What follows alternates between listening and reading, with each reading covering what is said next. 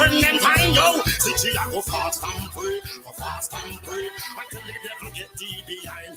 Jesus, remember, bring that elephant man shocking vibes through. By your spirit change them life and make them brand new.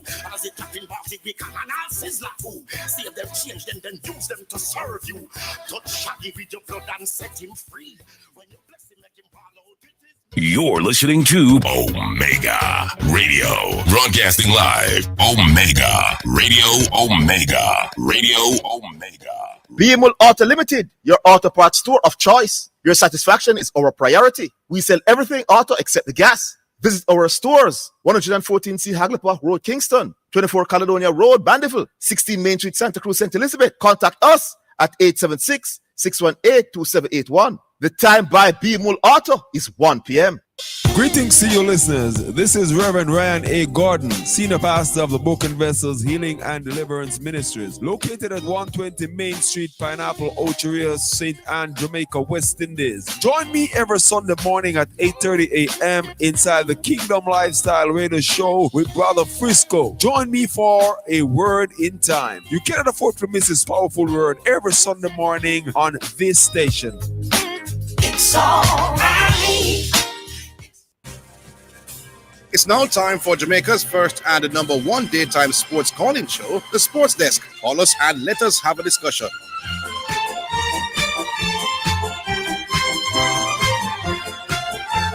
Good afternoon, good afternoon, good afternoon. And just like yesterday, this is not the voice you're expecting to hear at this time, but this voice will only be here for a very short time.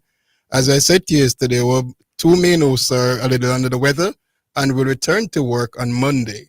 So today we'll have another guest host, and this one is making his studio debut. Should I tell you who it is as yet, Esther? Are they ready to hear who it is? This one likes to do some correcting. In fact, he considers himself to be the correct one. Is that so, correction? Only one correction. What are you doing, man? Happy New Year, all the best? All the best, Scott. All the best. I wish you nothing but the best for the coming year. You know, hope that the blessings of the Lord and the favor of God will find you. Thank you, and I throw that right back at you. Now, correction, sometimes, people tend to judge what they hear on a phone call sometimes. Some people may think you're cantankerous or whatever, but they don't know what a decent and nice person you're outside of the phone call sometimes. So what to be expected on the program today from your side? Well, it is the Sports Desk. It's the number one sports radio program in the world. And so we continue in that vein that is set by Zidane and the great Orville Higgins. We'll be discussing sports and sports only. So what are your hot topics going into the program today? Well, everyone knows that basketball is my forte. So I'll be zeroing in on basketball. We have here also some football, and as the callers call in, we basically, turn it over to the callers and we discuss whatever they have on their mind. Like some of our people, their idea of sports stop at Ludi and Draft. So we'll be going beyond Ludi and Draft. Yes. So, as I say, this is the Sports Desk, and we all know it for its IIQ in terms of the hosts that set the pace here and the callers that call in. Not to be biased towards anybody, but is there any particular caller that you're hoping will call today? I mean, I look forward to engage any of the callers. Any callers that call and is willing to engage in sports. That's what I'm here for today, to just sit in, relax, and basically go with the flow. Did you walk with whip in case you have to correct anybody? Yeah, man, the leather belt is here, so they have to be careful. Well, to make sure that I'm not the first victim, I'm heading out of the studio. Correction, take it away. Okay. Well, welcome to the Sports Desk, one and all. This is the number one sports program in the world. I'm filling in for the great Orville Higgins and Zidane Matthews. Today, we will be looking, as I say before now, on some basketball. And basically, as the calls come in, we'll be zoning in on whatever the calling public would like to engage in. This is Horace Spirit, a.k.a. correction, the correct one. Looking forward to engage with all the callers. First, let me say Happy New Year to all the participants of this program. Callers over the years that have made the program what it is. Without the callers, there is no program. And so we are very grateful for those who have spent their time and resources to make the show what it is. Also, like to use this opportunity, to say kudos to Mr. Orville Higgins for setting the pace and changing the sporting landscape and changing the way our sporting discussion is discussed on a whole. And also Zidane Matthews, started out as a very witty caller, and we know where he is today. So with that all out of the way, let us divulge into some sports. So I would like to open up today's program, and I will be zeroing in on basketball. And so I look to the Cleveland Cavaliers that have been kicking up a storm in the NBA. Let me see here. Cleveland sits atop of the table. They are 29-4. We see the Celtics not too far behind, 25-9. And we have the roaring New York Knickerbockers, that would be Diego's team, sitting in third place. Also, the Thunder, they are also raging over in the other conference. And so I would like to zone in on Cleveland Cavaliers for today. Now, I see a lot of people jumping on to the Cavaliers bandwagon. And sporting discussion. Oh, here the callers are in. But just give me 2 minutes. Now, you know that the Cleveland Cavaliers, they have been on a tear. But when I look at this Cleveland Cavaliers team, I think they are missing one superstar. I don't see Donovan Mitchell basically taking this team to the promised land. Let me divulge a little further. Donovan Mitchell, basically, in terms of his career, and when I look at his career, especially in the playoffs, we see where he has a tendency of breaking down in the playoffs to injuries.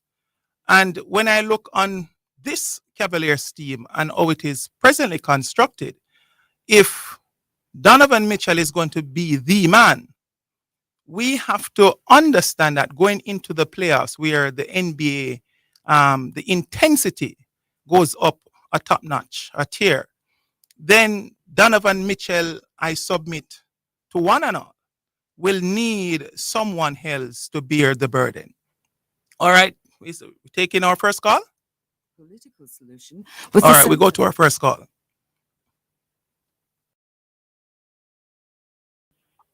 Caller, are you there? Yeah, man, I'm here, man. Greetings and salutations.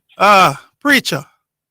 Boy. Big up yourself, man. Big up yourself, sir. Yes, Happy preacher. New Year, man. Happy New Year, man. And let me say here, it was a pleasure meeting the man. Yes, sir. Yes, sir. You are much taller than you sound. And you are much shorter than you sound. I get you. The NBA is going to be an exciting year this year. I think you've started out with touching on the Cavs. I think the thing that the Cavs is missing is not necessarily a superstar per se, but a championship, somebody with championship experience. Somebody who was been there, done that. You see, even if you look at he was with LeBron and Kyrie, and he played for Cleveland a couple of seasons after LeBron left, and was with Miami. I think he's still with Miami now. Veteran player, man. Came from Minnesota, man. Played with LeBron and Who you talking, Love? Championship. Love? Kevin Love. Mm-hmm. You see, if they have a Kevin Love kind of mature, experienced, savvy veteran, yes, add that to that team, mm-hmm. that team can make a lot of noise in the playoffs. Because what they have in their front court, yes, with Mobley, and their center, yes, they have rebounding, they have rim protection, mm-hmm. and they have a backcourt that can put up points and yes. can dictate the pace of a game. Mm-hmm. They're really just lacking veteran leadership. Right. That is the gap. I don't know that is superstar by itself. What you think about Donovan Mitchell's tendency to break down? His history of breaking down in the playoffs? Last year he had a very good playoff run. Remember, the Cavs won their first series, went into their second series, and they lost eventually to Boston Celtics. Mm-hmm. Right? Mm-hmm. When he was at Utah, they were constantly going up against. And it is injuries. I believe it is injuries. Exactly. That prevented them from going. Some injuries, right. And he played against some tough opponents. I mean, there's one season when they finished, I think, first or second in the West. Yes. And they lost the series. But outside of that, I think he's now coming into his own. Mm-hmm. And I think this team, I don't expect them to win, but I think that they're a well-oiled machine. I still think Boston is the team to beat.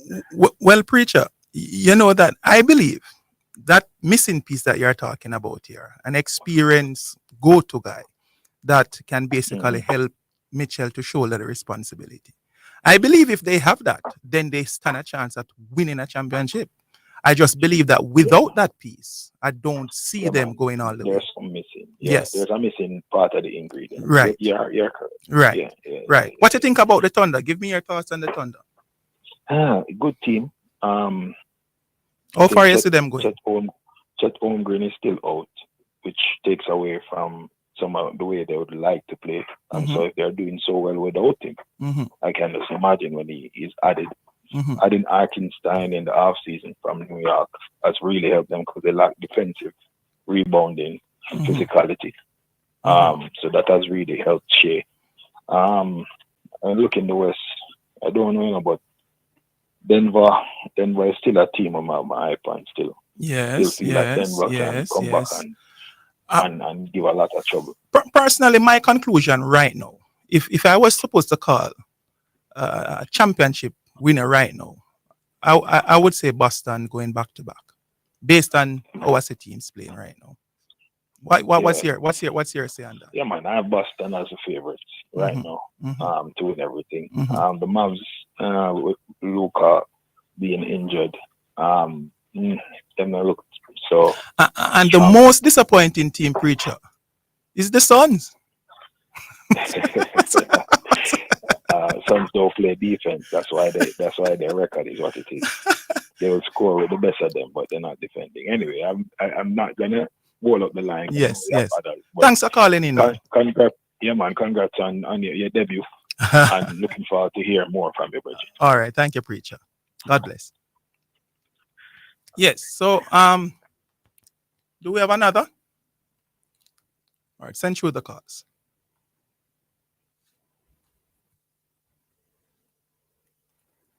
Caller, are you there?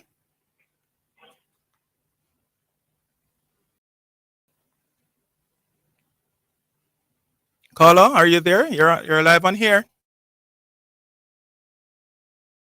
Good afternoon, sir. Yes. How are you doing today? Mr. McFarlane. I am trying to fill large shoes. I'm trying to fill large shoes, sir. Well, no worries. Happy New Year to you, man. Happy New Year to you, Victor. It's good to hear on the radio and sing. And I just want to offer my condolences to you from early. I know the weekend is not looking so great for you, but anyway, let's see what happens on the weekend. You know, Liverpool is a team that bring out the best in us. So yeah, anything can happen. And you know that this rivalry brings out the best in Liverpool. A lot of mercy. So the recent history shows that. Oh God. Anyway, let's talk about something else because that road. that road look bleak for me right now. Yeah, but I just have a word of warning to you. Yes. Try get a draw. Because if you lose, boy. My God. Don't I know it? Your unfortunates can't live it on. Why do I know it? But tell me something, Victor, whilst you're here. Yeah. Give me your views on Liverpool being the clear favorites for winning the EPL this year. Oh God. I wish you hadn't dragged me into that. But clearly Liverpool are the new favorites. Mm-hmm. I mean, I don't know how to explain it. Mm-hmm. Some people think that the favorite tag is a static tag. But favorites change all the time. Yeah, you know, I saw a thing on the ESPN app the other day when going into the fourth day, ESPN asked a question: are Australia new favorites on the fifth day ahead of the fifth day? Mm-hmm. So it just tells you that everybody and them cousins know that as time progresses and as the game develops, because some games are different than some, you know, favorites will change. So, would you agree with me, Victor, that persons who try to sell this narrative that favorites are? Let's take the break and come back, Victor. Hold on, don't move.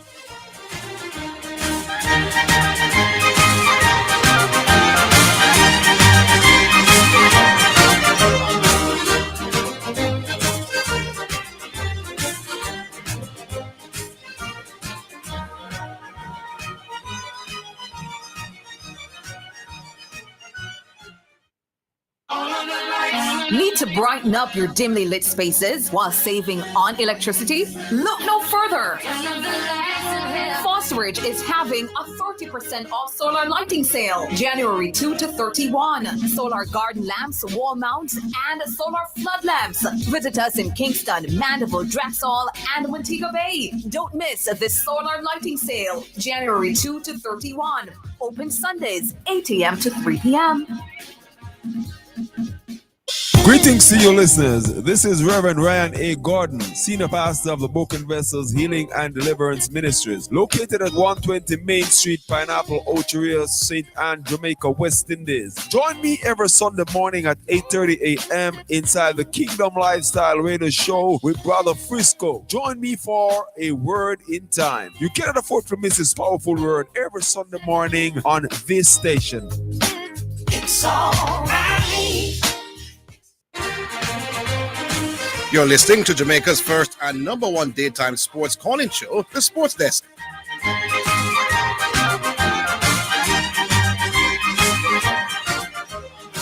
All right, we are back. This is the Sports Desk. Let me take time to remind the callers of the numbers. It is 676-6968, 676-6968. Call in and let us have a discussion. Victor, you're still there? I'm still here, man. Right. So persons trying to sell this narrative that the favorite tag is static, and you start with it, you end with it. What say you? That's not feasible.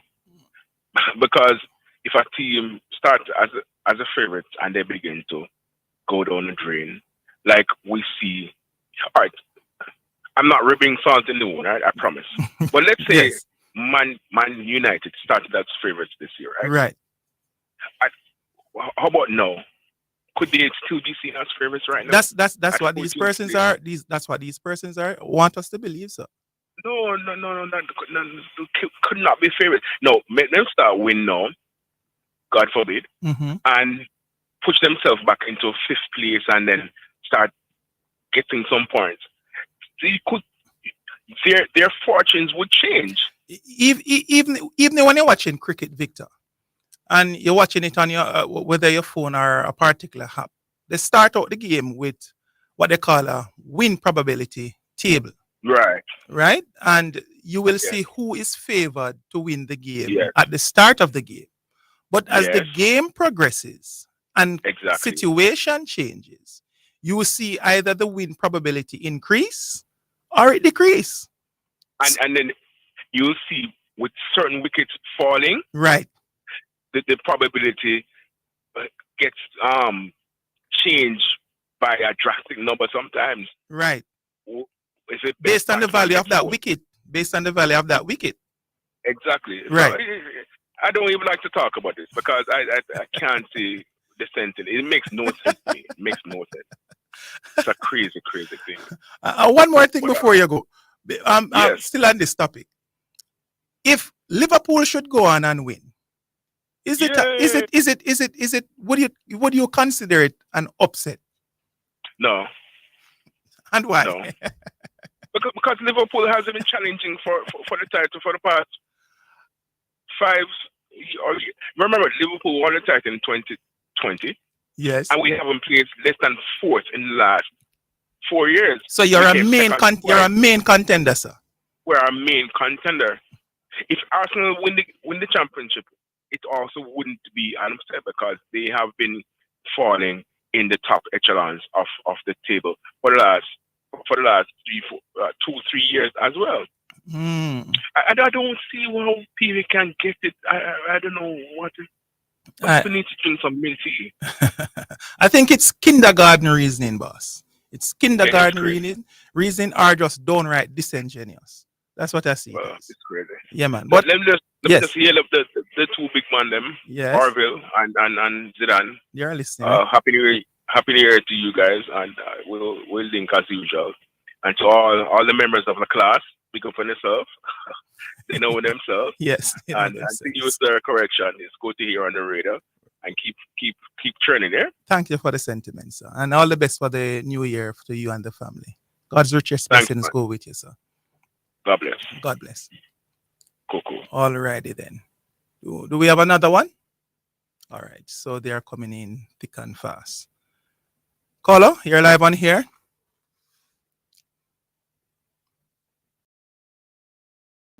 Caller, you're live on here. Go ahead.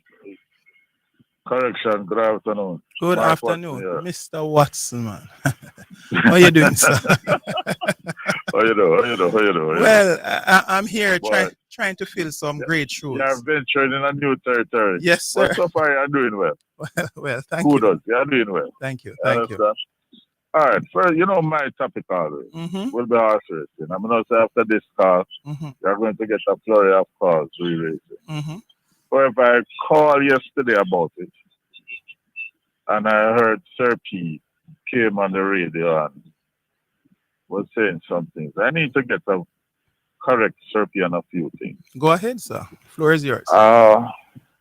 One, he spoke of the tremendous 3-year-old career of Ramesses. Yes, that was 1973.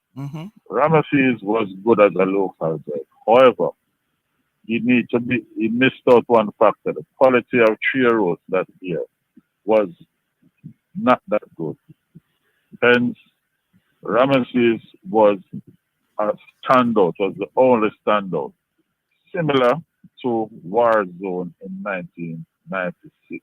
These are locally bred? Yes, man, locally bred horse. Okay. But, sometimes the quality, the crop of 3-year-olds might not be all that good. I have one major standout horse in it, and that was Ramesses. So he was a standout. 2, I spoke to the fact that one of the things lacking in Jamaica racing is that they are doing too much short distance races for the horses. I realized that there's a lack of 8 furlong, 8.5, 9 furlong. And one of the reasons I put forward to that was that our stallions, we are importing the stallion/sires from America, which mostly produce speed horses. Okay. I think the way to go is Europe, the European horses, to develop the distance. You understand? Mix them with our mares, and then you will get, even with the American mares, and then what you will get speed and stamina. And that is one of the things that is lacking. Sir P was a bit apprehensive. He spoke, yes, of some of the sires that came from England, Europe, but he was, not too sure if what I'm saying is correct. Okay. Sir P, back in the days, we had sires from Europe, like Zalukos. I heard the spoke of Secret Man as one of the horses with the best points to come in Jamaica. However, Secret Man was never the best stallion that stand at Caymanas Park. As a matter of fact, the standout progeny of Secret Man was Hello Poochiloo. I will tell Turfice that. The standout progeny of Secret Man was Hello Poochiloo. The standout stallion was Zalukos and Element. And just to correct Sir P also, is Ramesses is a Zalukos horse. He is by Zalukos out of Caroline Park, which also produces Appeal Court, another horse by the name of Appeal Court. This horse, Appeal Court, presently have the 12 furlong track record at 2 minutes and 29 seconds.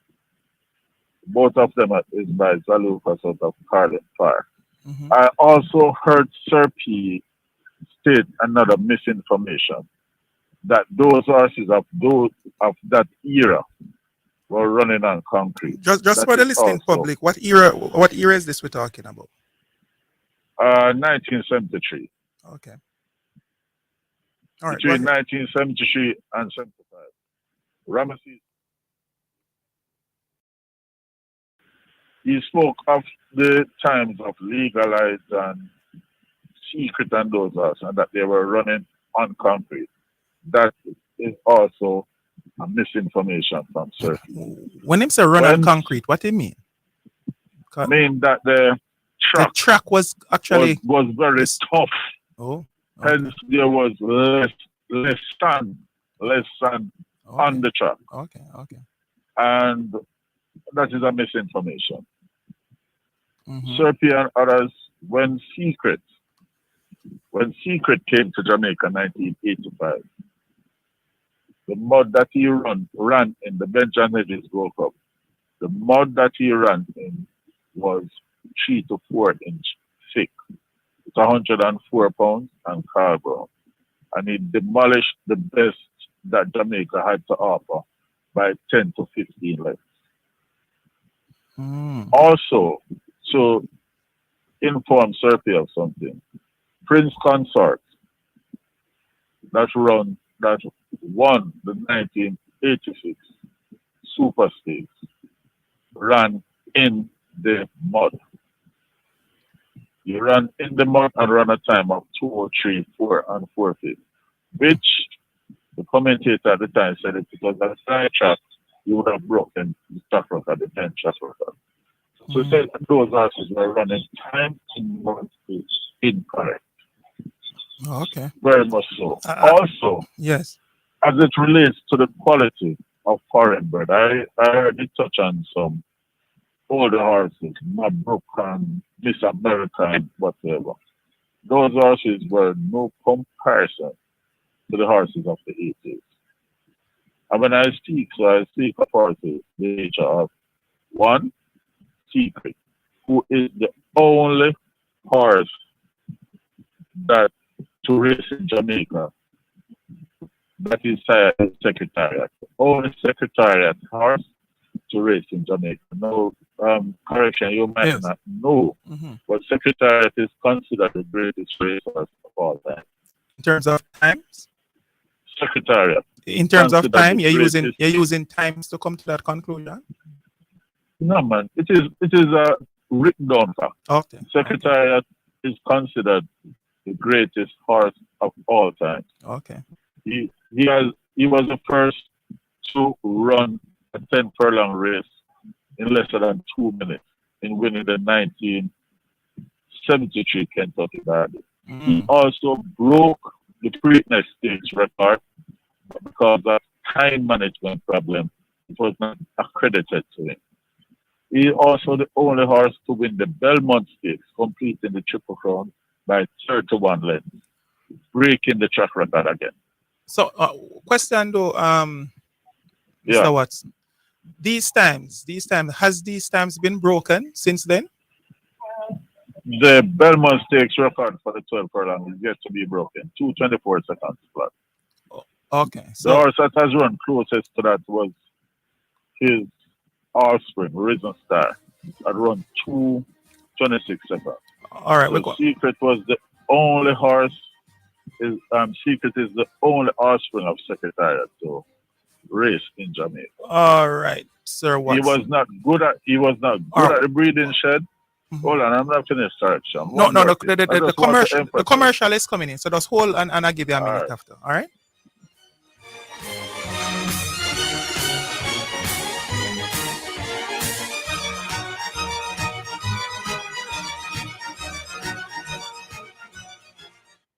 Get ready for a powerful day of unity and prayer. Join the Power Faith Ministries International in collaboration with the Jamaica Umbrella Groups of Churches for the 19th annual Heal the Family, Heal the Nation National Day of Prayer, January 8, 2025 at the National Arena in Kingston from 7 a.m. to 3:30 p.m. under the theme, The Hour of Decision. Pastors, register your church today by calling 876-988-7638. Join us as we unite to heal the family, heal the nation. See you there.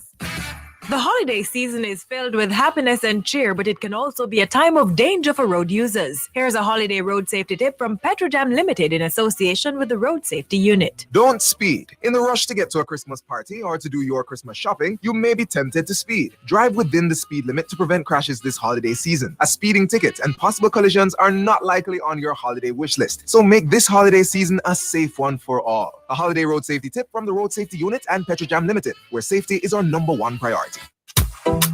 Blessings. Have you been blessed by the Real Talk Show with Bishop Manning? Well, you can listen to the Real Talk Show Mondays to Fridays, 7 a.m. to 11 a.m. on the Omega Radio app. Just go to your app store and look for Omega Radio or listen live on the Omega Church Broadcasting Network website. That's www.omegachurchradio.com. You can also watch on Facebook at Omega Church. On YouTube, you can watch the live church service at Omega Church or Omega Radio. You can also call us at 876-319-1148 or 876-613-9129. The toll-free number is 877-494-0253. That was a paid advertisement by Omega Radio. You're listening to Jamaica's first and #1 daytime sports calling show, The Sports Desk.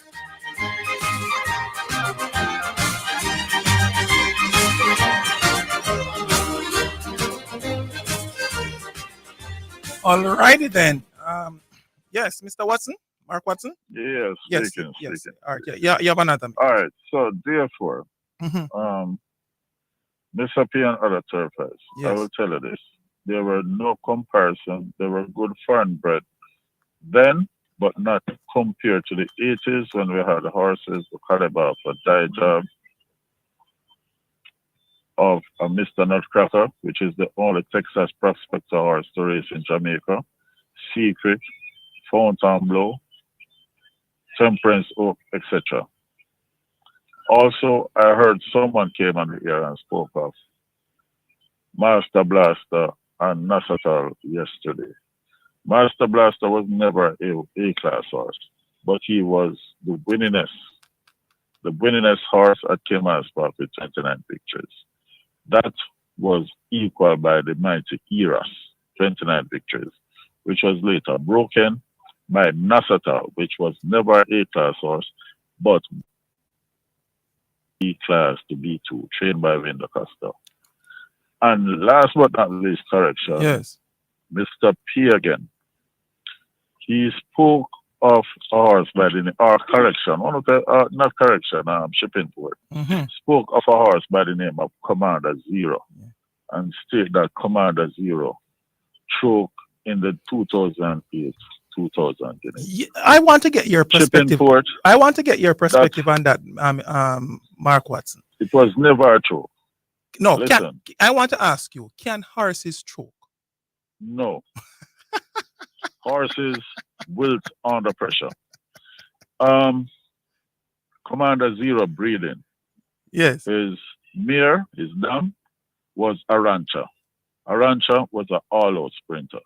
So based on breeding alone, yes, Commander Zero best distance, furthest he can run effectively was 7 furlongs. Okay. 2,000 guineas is 8 furlongs.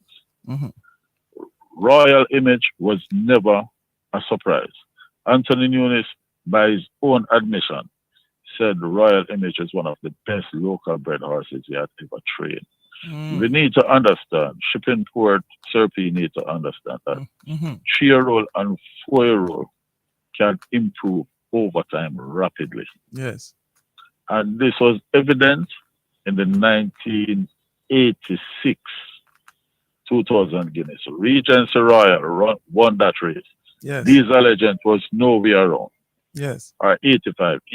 However, Diesel Legend was able to improve rapidly between April to June and came and won the Derby. So we need to understand that. So that are some of the corrections. So when maybe the reality is Orville, Zidane, yourself, Preacher, and other hosts is not so abreast of this horse race thing. So persons will come on the radio and speak all type of things. But well, I'm sure they're listening. Come and speak the facts. I'm sure they're listening, and if yes, man, speak the fact. They will call and give their say. Yes. The Solomon Sharp, please take steps to improve on your breeding stock so that the 8 furlong, the longer distance races, the 8 to the 10 furlong, can be reintroduced regularly on your program, because nothing beats an exciting stretch drive over a 10 furlong or 9 furlong trip. All right, sir. All right, Sir Watson. Thanks for calling, man. Thanks for calling, and thanks for sharing the information. All right, sir. All right. Do we have another?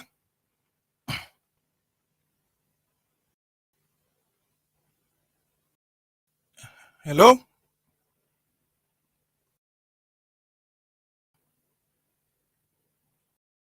Caller, are you there? Yes, the caller is here. The caller is here, sir. What's up, Mr. Hey, correction. Yes, sir. The amount of hosts on the program, we might have a host of the year at the end of the year. You know? we might have a nomination for host of the year. Arvel Zidane, lock up that, man. Lock up that. Arvel Zidane, lock up that, man. You may never know. No, man. No, just sir. start some bramble, man. No, sir. Them have that lock. Joke aside, congrats, man. Congrats. Thank you very much, man. Me the first part of the program, and yeah, man, yeah, go on well. Thank you, sir. Yeah, Thank go you, on sir. well. So, yeah, keep it up. We might just buy a radio station and get you an car. I hear you. So, what you call to talk about today now? What you have on your mind? Mount Salem? Salem? I think that call dropped. See if I can get him back there. All right, you have another? All right. So I was really looking forward to that Mount Salem call. All right. Caller, are you there? Okay. All right. So back to what I was saying now. Let me turn my eyes to the New York Knicks for a little while. The Knicks is another team that basically has started to, well, since of last year, basically the Knicks have find back their mojo, as they say. Currently, they are sitting third in the East at 24-10. We have another one. All right, let's just go to the call. Caller, are you there? I think so. Am I? Yes, you are. Okay, you recognize the voice? This look like G Star. It sounds like G Star. What's up, sir? All the best for the new year, boss. Yeah, man. Bless up for the New Year in correction. Yeah, man. Yeah. No. I had a call yesterday, and when I ended the call, I said I bigged up the basketball lady. Yes. For her brilliant analysis on the Miami Heat, Bam Adebayo, and Jimmy Butler. So I just want to not piggyback, but kind of talk about what she was talking about with that call. Yes, go ahead. Right? Go ahead. Say again? Yeah, man, go ahead. Go ahead. Okay, so hold on a second. So what happened was if you notice, correction, whenever a player wants to leave, this is something the basketball lady also mentioned as well. Whenever a player wants to leave, yes, he gets vilified. But teams trade players willingly and release players all the time. Yes. Right? Yes. So at the end of the day, I don't think Jimmy Butler's a bad guy. So correction. You know, say there's one team that have gotten me like I've been wrong about them time and time again. And that's the Miami Heat. The Heat. I've always thought that the Miami Heat were not that good. I've always thought that they wouldn't go anywhere. Pat Riley's and they went to an NBA. Pardon me? Pat Riley's an exceptional individual when it comes to basketball, sir. Well, yes. No, there's no doubt about that. Yeah, but the Miami Heat have overachieved for several years now, right? They've gone to one Eastern Conference Finals, 2 finals. Yes. So we would say that nobody thought that the Miami Heat would do that. Yes, right? yeah, man. Especially that year when they made the run to the finals. No one saw them reaching the finals that particular year. It's almost time they went to the finals. Not twice, not the one time. It's twice. They played against the Lakers in the bubble, the bubble chip, and they went against the Denver Nuggets. Right. They got whipped by both teams, but still. Yeah, man. But that's for the Miami Heat. That's pretty good. You're right. And Spoelstra is a very exceptional coach. You have to give. That's why he's one of the best Spain coaches in the NBA.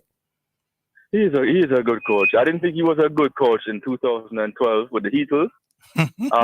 But he's coming along, and I think he's coming a long way. He's one of the greatest. I remember when LeBron had bumped him that time. Yes, but he's one of the greatest basketball minds in terms of coaching. Who's that? Spoelstra? Yes, man. Yes, man. Yeah. No. All right. So correction. So let's check it out now. The Miami Heat, right? Yes. Who they had a chance to get Damian Lillard last year, right? And I think Pat Riley, let's use your word, blundered, right? They had a chance to get. Explain why you say he blundered, though. Because they did. But did the Knicks? No. Yeah. I hear you on the radio. You're coming over on the airwaves. All right. Oh yeah, man. Yeah, but I'm kind of doing two things. Are you my car back? No, man. Go ahead. Yeah. So what I'm saying is, why you ask me why do I think they blundered? Yes. Because they had a chance to get a top-notch player like Damian Lillard and an elite player. They had the cap space, right? They had the cap space to do that last year. Yeah. You sure about that? The basketball lady now. Hold on, no. I'm disagreeing with the basketball lady, but that doesn't mean that she's wrong because we're both speculating, right? She said that Pat Riley didn't want to give up Tyler Hero. I don't think that's what it was. I think that the Portland Trailblazers didn't want Tyler Hero because they have a youth named Anthony Simons and they have a youth named Scoot Henderson. Those are both combo guards, 6'3" guards. So if they get another guy like Tyler Hero, that would just be too redundant. You see what I'm saying? But hold on, let me scrutinize what you're saying a bit there now, G-Star. Tyler Hero, those two players that you just mentioned. When you put them against Tyler Hero, what would be a better fit for the team? No, but it doesn't matter about who's the best. They like them. They like those guys. The Portland Trailblazers like basketball Anthony Simons, and they love. Hold on, G-Star, man. Hold on, man. Basketball business is not about what you like, it's what will work best for you, boss. No, for the general managers, it's who they like. It's who they like. Want.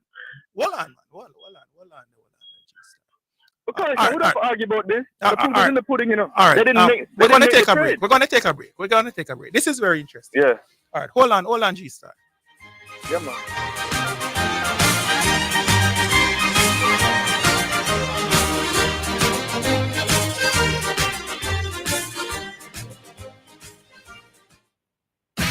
The holiday season is filled with happiness and cheer, but it can also be a time of danger for road users. Here's a holiday road safety tip from Petrojam Limited in association with the Road Safety Unit. Don't speed. In the rush to get to a Christmas party or to do your Christmas shopping, you may be tempted to speed. Drive within the speed limit to prevent crashes this holiday season. A speeding ticket and possible collisions are not likely on your holiday wish list, so make this holiday season a safe one for all. A holiday road safety tip from the Road Safety Unit and Petrojam Limited, where safety is our #1 priority. For financial news and the latest developments in the business community and economy, Financially Speaking is the top choice.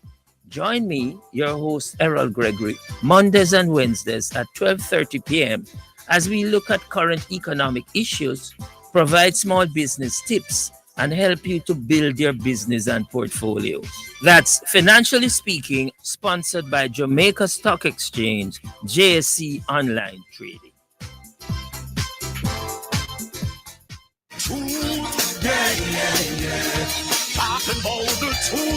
This is Heather White Davis McDonald, and I'm inviting you to join me Tuesdays at 11:30 a.m. to 12 midday for Let's Reason. We will be reasoning on real life issues with real people. So join me and be blessed. You're listening to Jamaica's first and #1 daytime sports calling show, The Sports Desk.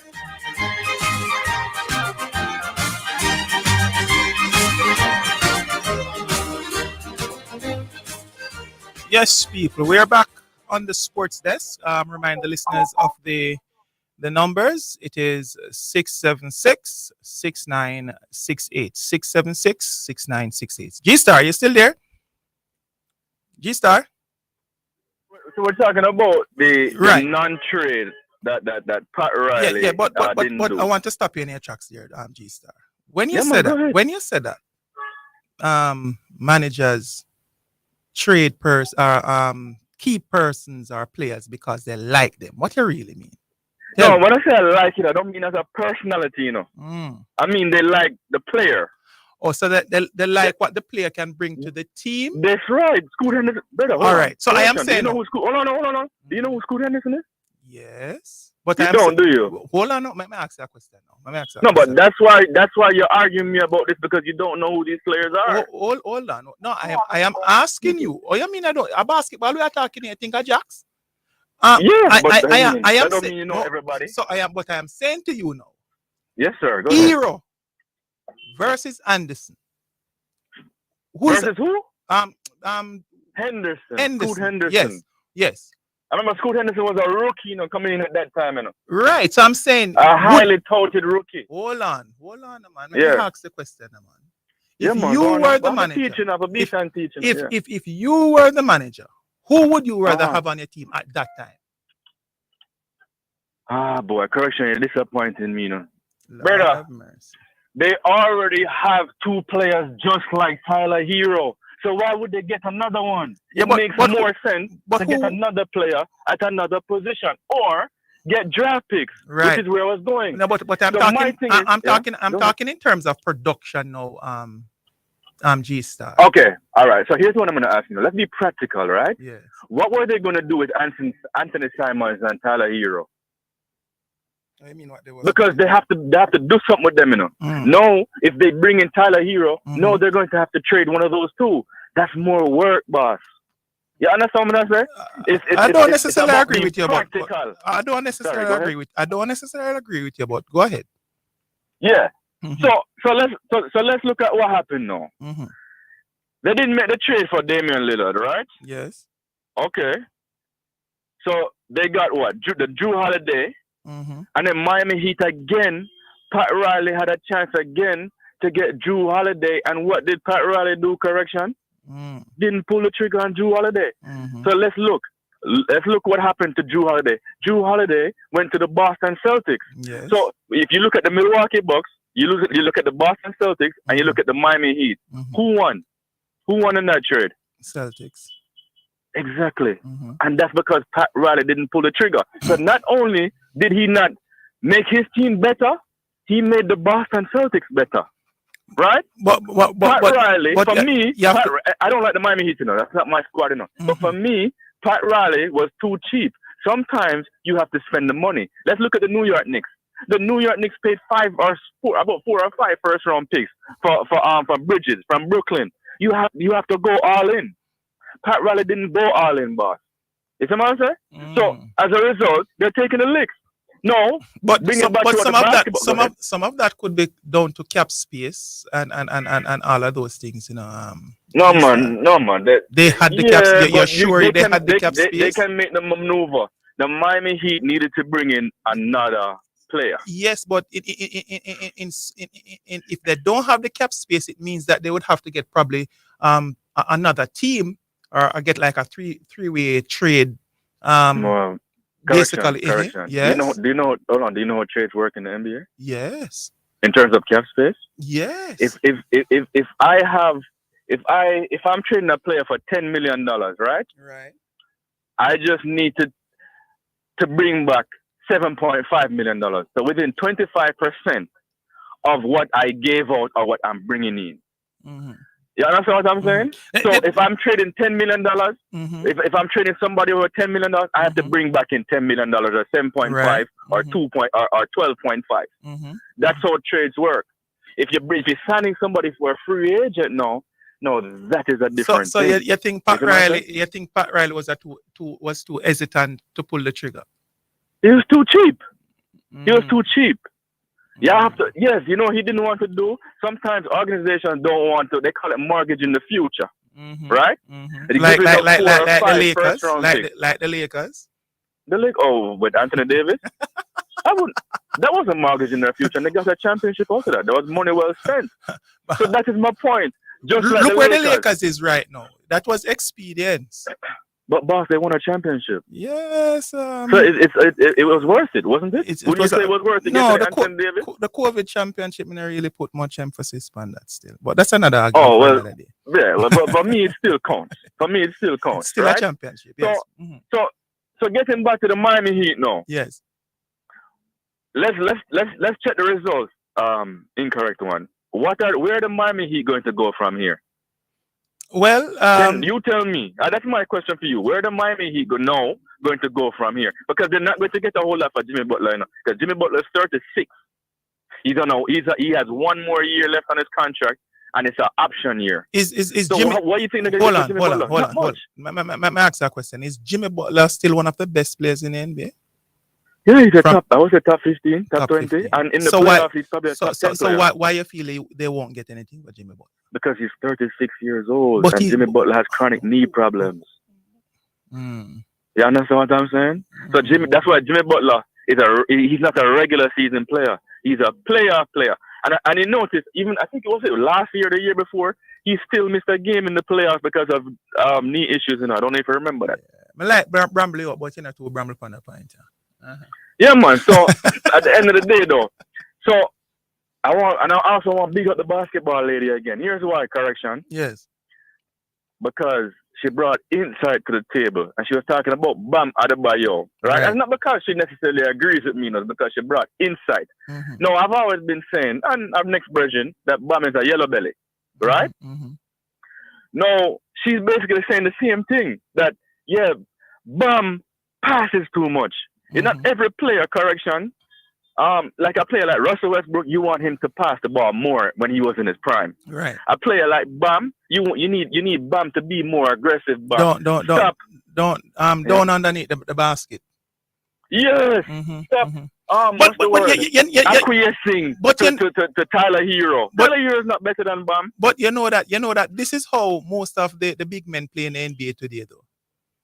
It's like the big men, they run out, they tend to move away from the basketball opposed to going to the basketball as in former years. I don't know why. I don't want to get it twisted. I respect Bam Adebayo, Defensively, he's one of the best players and best defenders in the NBA, right? Offensively, he might not be a great offensive player, but he's a very good offensive player. My problem with Bam is that he's not aggressive enough. Bam should be looking to score 30 every single night. That should be his mentality. Who you have for players just don't have that mentality, you know. Who you have for the championship this year? If you should pick a team now. All right. Realistically, I think the Boston Celtics are going to win. Obviously, I'm biased. So I'm going to say the Phoenix. They're going to meet the Phoenix Suns, but that's just me being biased. The who? No, that's me being biased. Okay. Right, that's who I want to get there. But who do I actually think is going to get there? Yeah, realistic. I think OKC. Yeah, man. I think we're going to see an OKC versus Boston Celtics final. No, boss. None of those two. Yeah, man. OKC. Because remember, Chet Holmgren is not back yet in the boss. Yes, but I'm saying so they have this very good record without their second best player. Hold on. Where did OKC end up last year? They lost in the second round to Dallas. They should have beat Dallas. They had a chance to beat Dallas. Shea Gilgeous-Alexander had a bad foul. Hold on. Should have beat who? Dallas. Oh, Dallas. But I'm saying that's who they lost to. They lost to Dallas. They lost to Dallas. And you know why? Because Shea Gilgeous-Alexander committed a bad foul at the end. He fouled a 3-point shooter. And they lost by 1. Experience, boss. Experience. Well, and OKC, like the Cleveland Cavaliers, they need that experience. They need someone with the necessary experience to bring them over. Incorrect one. They just got the experience. They just got the what experience did Golden State have in 2015? There you go. Golden State was a freak of nature team, brother. Once in a lifetime team. No, man, stop the foolishness. You never know. Golden State won a first round game, a first round series against the Denver Nuggets. I think they lost to the Clippers or San Antonio. So my point is that OKC is still primed. No, before I go though, I don't see them going past the second round again though. No, man. Who can beat them? Right now, they have the best player in the NBA right now. You know? No, I'm talking foolishness. They have the best guard in the NBA right now. Boss man, they had that same person last year. Yeah, but he got even better. All right. And the team got better. You must over the years you should learn to listen to correction when correction talk basketball. I said they're not passing the second round, boss. All right, well, it's something to come in, so we shall see. Right. No, before I go though, I want to say yes. I want to run. And I said that the Phoenix Suns is my favorite squad, right? That's because my favorite players on that squad, right? KD. Yes. No, when people look at Kevin Durant, they'll say that, oh man, he's having a pretty good season, right? Yes. But whenever anybody talks about the Phoenix Suns, what do they say? Correction, do you know? What they say? Tell me now. That they're softer than any charming tissue paper. Right? They are super soft. And why are they super soft? Because they're led by Kevin Durant, man. Exactly. But why is it that nobody is calling out Kevin Durant for being so soft? I don't Why? know. I don't know. Hey, if this was the NFL, I don't know, boss. He would be getting called out, But you see, the NBA, correction, and this is my problem with the NBA, they do not have accountability for their superstars. Kevin Durant is to me, in my eyes personally, the man is a major flop, brother. When in terms of leading a team, the man is disappointing, Bridget. He just needs to be aggressive. He doesn't have that. He doesn't stop have being so soft. Right. He doesn't have that mental fortitude that it takes to hold a team, put it on your back. And it's very disappointing. But my thing is, why isn't the national NBA media calling him out? Why isn't the Phoenix media calling him out? I don't know. Nobody. Correction. Do you understand why I'm the best at this? No. Because who's the only one who's calling out Kevin Durant? Hold on. Best at what? Talking basketball? No, not just talking. But anybody can talk basketball. We're talking analyzing basketball. No, man, you're talking to that person right now. Yeah, that's what I'm saying. All right, we're gonna wrap it up right there. G-Star. Thanks for calling. The producer heard that. It's a wrap. The producer, don't do that. Anyway, big up yourself, incorrect. All right, cool. Yeah, man. All right, cool. All right, so that was G-Star. We take another break. We'll be right back.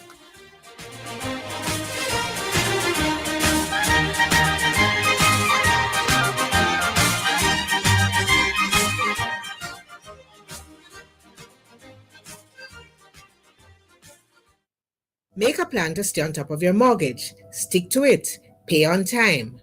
The time by the NHD is 2:00. Blessings. Have you been blessed by the Real Talk Show with Bishop Manning? Well, you can listen to the Real Talk Show Mondays to Fridays, 7 a.m. to 11 a.m. on the Omega Radio app. Just go to your app store and look for Omega Radio, or listen live on the Omega Church Broadcasting Network website. That's www.omegachurchradio.com. You can also watch on Facebook at Omega Church.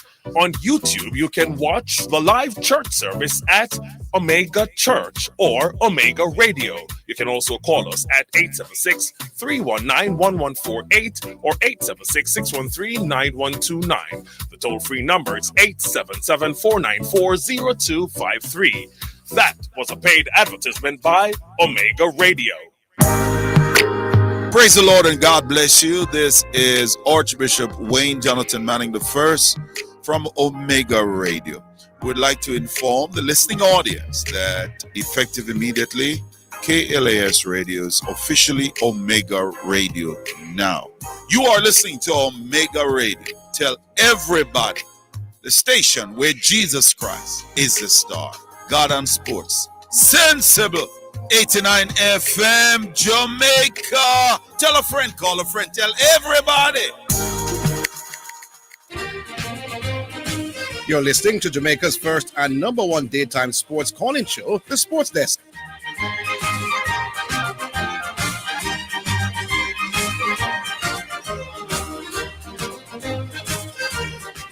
Alrighty then. All right, we're back. This is the Sports Desk. I am your guest host for the day, sitting in for Mr. Higgins and Zidane Matthews. This is Correction, the correct one. Do we have any online? Oh, so it's time for the first song's selection. This one is My God is Awesome by Charles Jenkins. Sponsored by Edgechem. Come on, everybody, let's give God this worship. If you know he's awesome, come on, stand on your feet, everybody. If you know he's awesome, you're in awe of his grace, you're in awe of his goodness, you're in awe of his mercy, you're in awe of his provision. He's great and he's greatly to be praised. Hallelujah. Come on, everybody, lift your hands as we lift our voices. Come on, say, my God is awesome. Come on, say, he can move mountains. Keep me in the valley. Come on, say it, hide me from the rain. That's it. My God is awesome. Come on, heals me when I'm broken. Strength where I've been weakened. Forever he'll reign. Come on, you got it. My God is awesome. Come on, say, he can move mountains. Keep me in the valley. Hide me from the rain. Has he ever covered you? Come on, my God is awesome. Heals me when I'm broken. Strength where I've been weakened. Forever he'll reign. One word, come on, everybody. My God. Awesome. Come on, somebody lift your voice. Awesome. If you know it's been good, say it. Awesome. Awesome. Awesome. Say, my God. My God is awesome. Come on, if you know it's been good to you, testify. Awesome. Somebody ought to lift your voice. Awesome. He's awesome. Come on. My God. Verse 2. Savior of the whole world. Giver of salvation.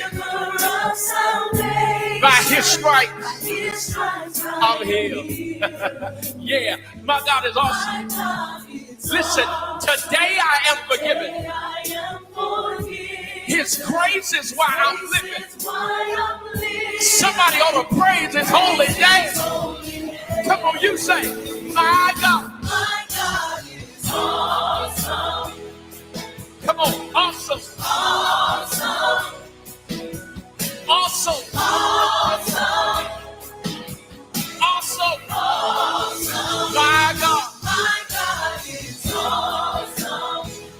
on, look back over your life. Awesome. And see where the Lord has brought you from. Awesome. Awesome.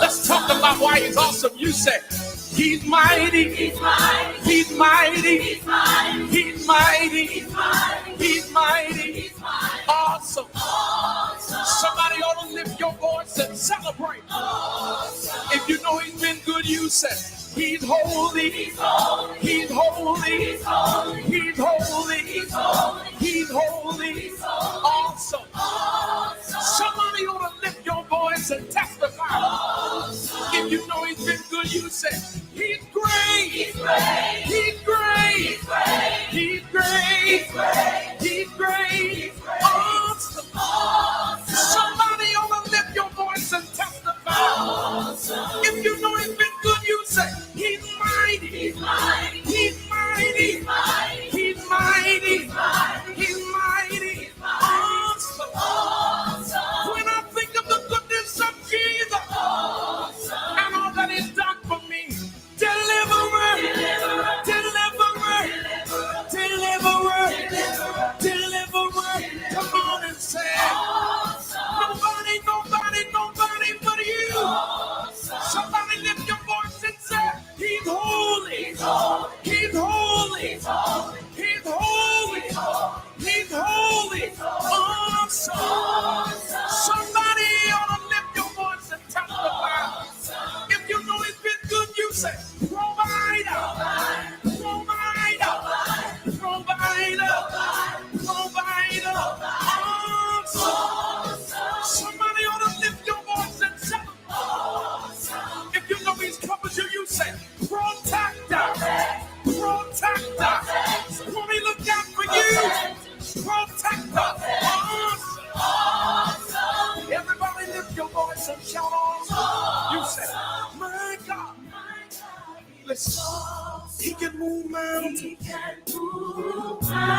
Keep me in the valley.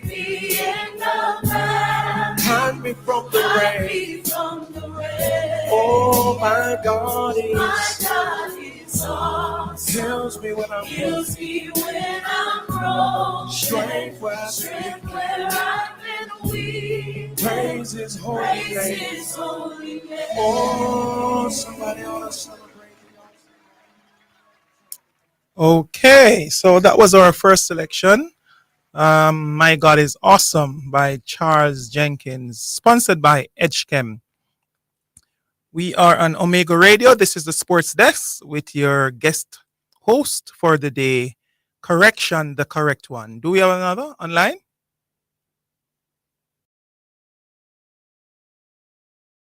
Do we have another? Okay. All right. Now, there is something I want to bring, an argument that has been making the rounds since of last year. Now, I am of the view that if Pep continues to go on this horrid run and Man City finds themselves down the pecking order, say like the other Manchester team, which is my team, Man U, 14, 15 place. There are some persons who want to tell me, correction, that Pep job is safe. I share no such view. When I look at these owners today, and we have another call? All right.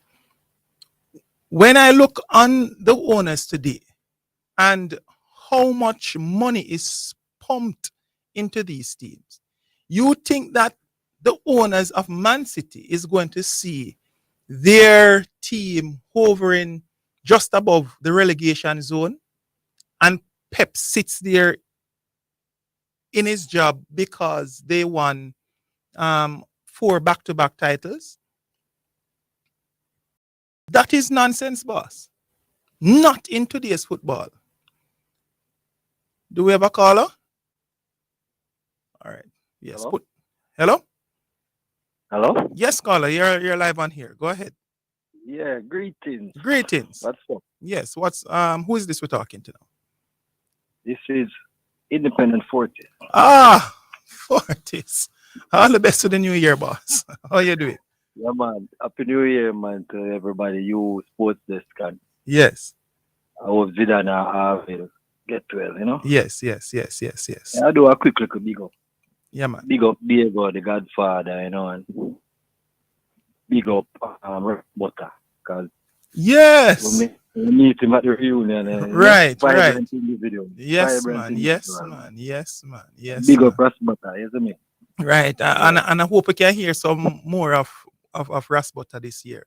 Yeah, I hope we can call in some more this year. Yes, man. But economists, so I'm a little part of seeing from time to time, man. Mm-hmm. We hear some people here say, "Oh, then a year from him how long?" But right. The number problem, the situation of the number with the phone. Yeah, I get the time. Come to give him the number to one thing, but I guess sometime in busy and sometime in does not get through, you know. Right. Yeah. So I'm on big up thing to Franco from St. Bess. Yes. Yeah, right. Franco. Yes, and it's a good one. We don't hear from Franco, you know. Yeah. I thought I heard him once or twice in December. He called in, but not as frequent as before, as we know. He normally call and give us that unique unique greeting. Yes. Yeah. All right. So what you have on your mind today, Fortis? As I said, big up Franco, because I do want to touch on theme boy, Lamar Jackson. Yes. Yeah, because I guess I hear preacher them say him in the MVP. Running for the MVP, right? Yeah, like so. I want to big him up because the last time the car when we thought it's Zidane, then he gets to kind of mention it. Mm-hmm. Big up Franco at the same time. In a game the other day against, I think it was Houston, Texas, with a 6-yard run in the third quarter. Yes. It became the all-time leading quarterback in rushing yards. Okay. Surpassing Michael Vick. He reached 6,110, and Michael Vick was 6,000 by 1 yard. Was 109. Okay, so don't know. Lamar Jackson is a good player. I see him in a couple games now and then. I like how he play.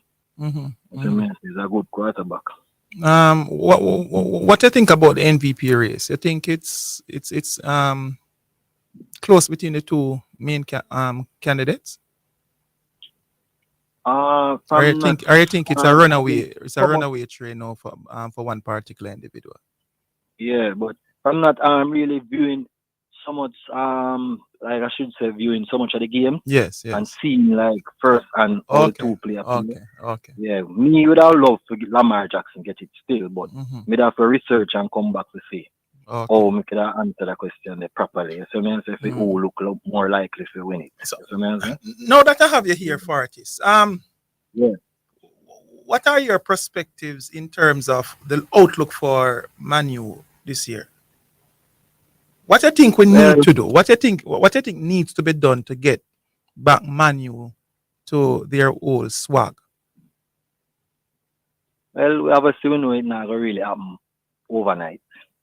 Well, it has gone on for about a decade now, or a little over a decade now. Yeah. I think Fortis, one of the main problems we had is that we gave the players too much leverage against the coaches. What do you think about that? Too much leverage against the coach? Yes, I think we were the powers that be were too quick to fire some of the coaches instead of giving them the time to basically get what they want and really set things in motion. When you look at the amount of coaches that Manchester United has basically changed from Alex Ferguson, I think we were too quick to get rid of some of them. What say you? You can say that, and you can say some of them kind of brought it on themselves, because there's some say it's a results based in the correction, so we have to get that first and foremost. So you don't think the players? All right, we're going to take a break. Let's take a break and come back. Yeah, man.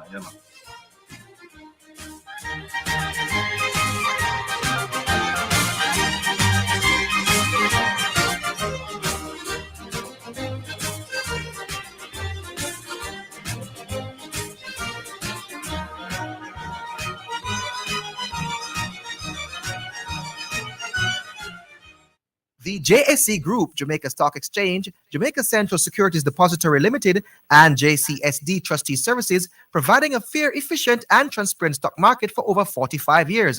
The time by the Jamaica Stock Exchange Group is 2:15.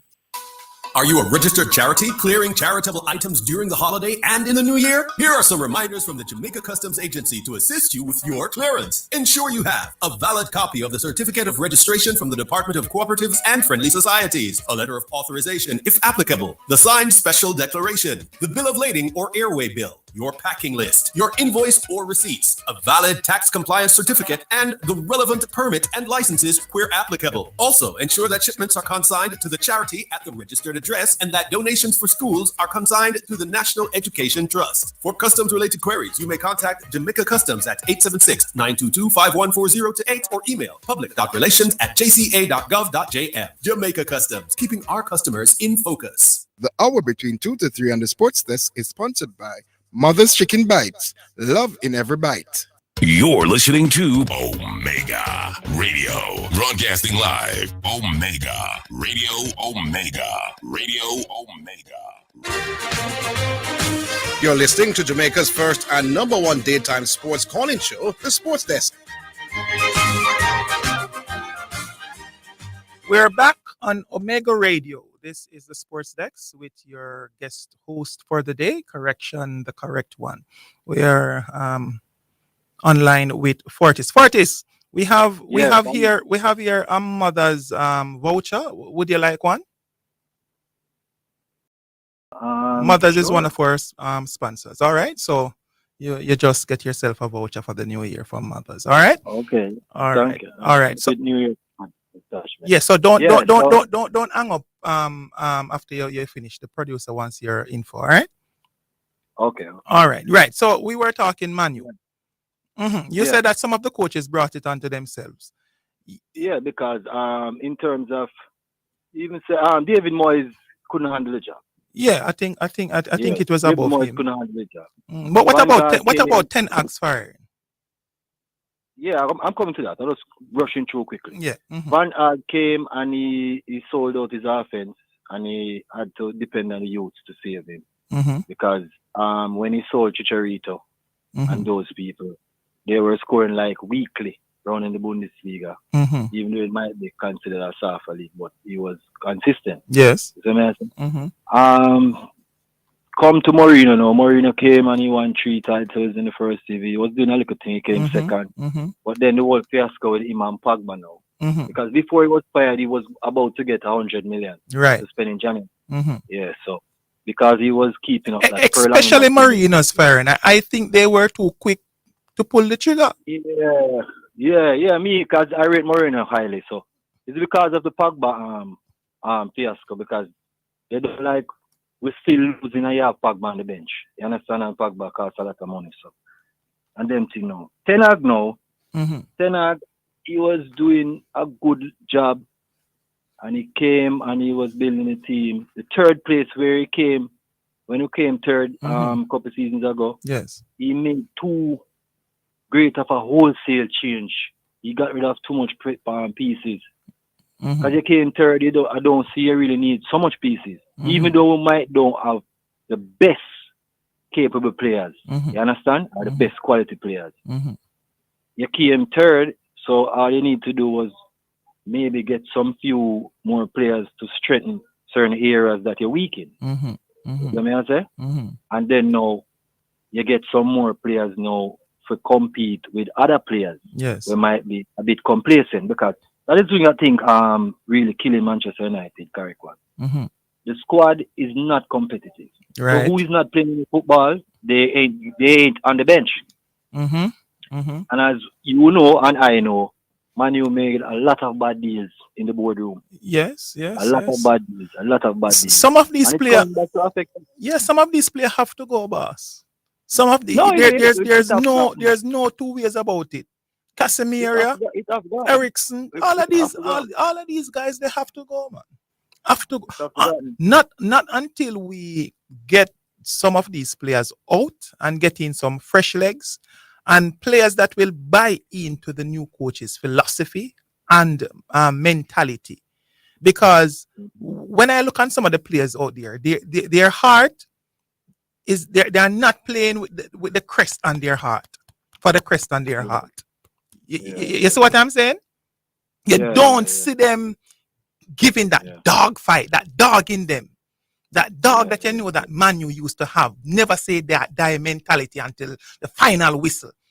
It's not there, and some of them is not that they don't want to. Some of them are now incapable of doing what they need to do on the pitch. The legs is not there. They are past their best, and we just have to get rid of some of these players. You understand?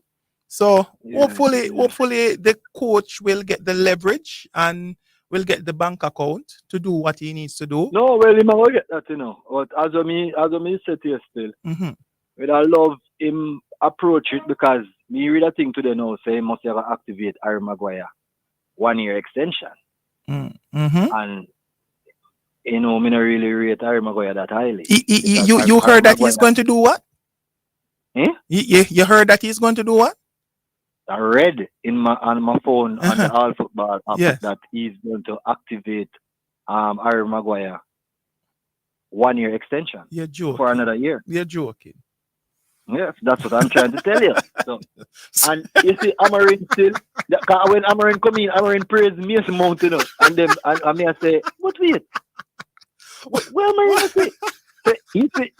You see right now. Harry Maguire? You may tell you, man, Harry Maguire reach a man club under questionable circumstances. You see them all sign him as captain.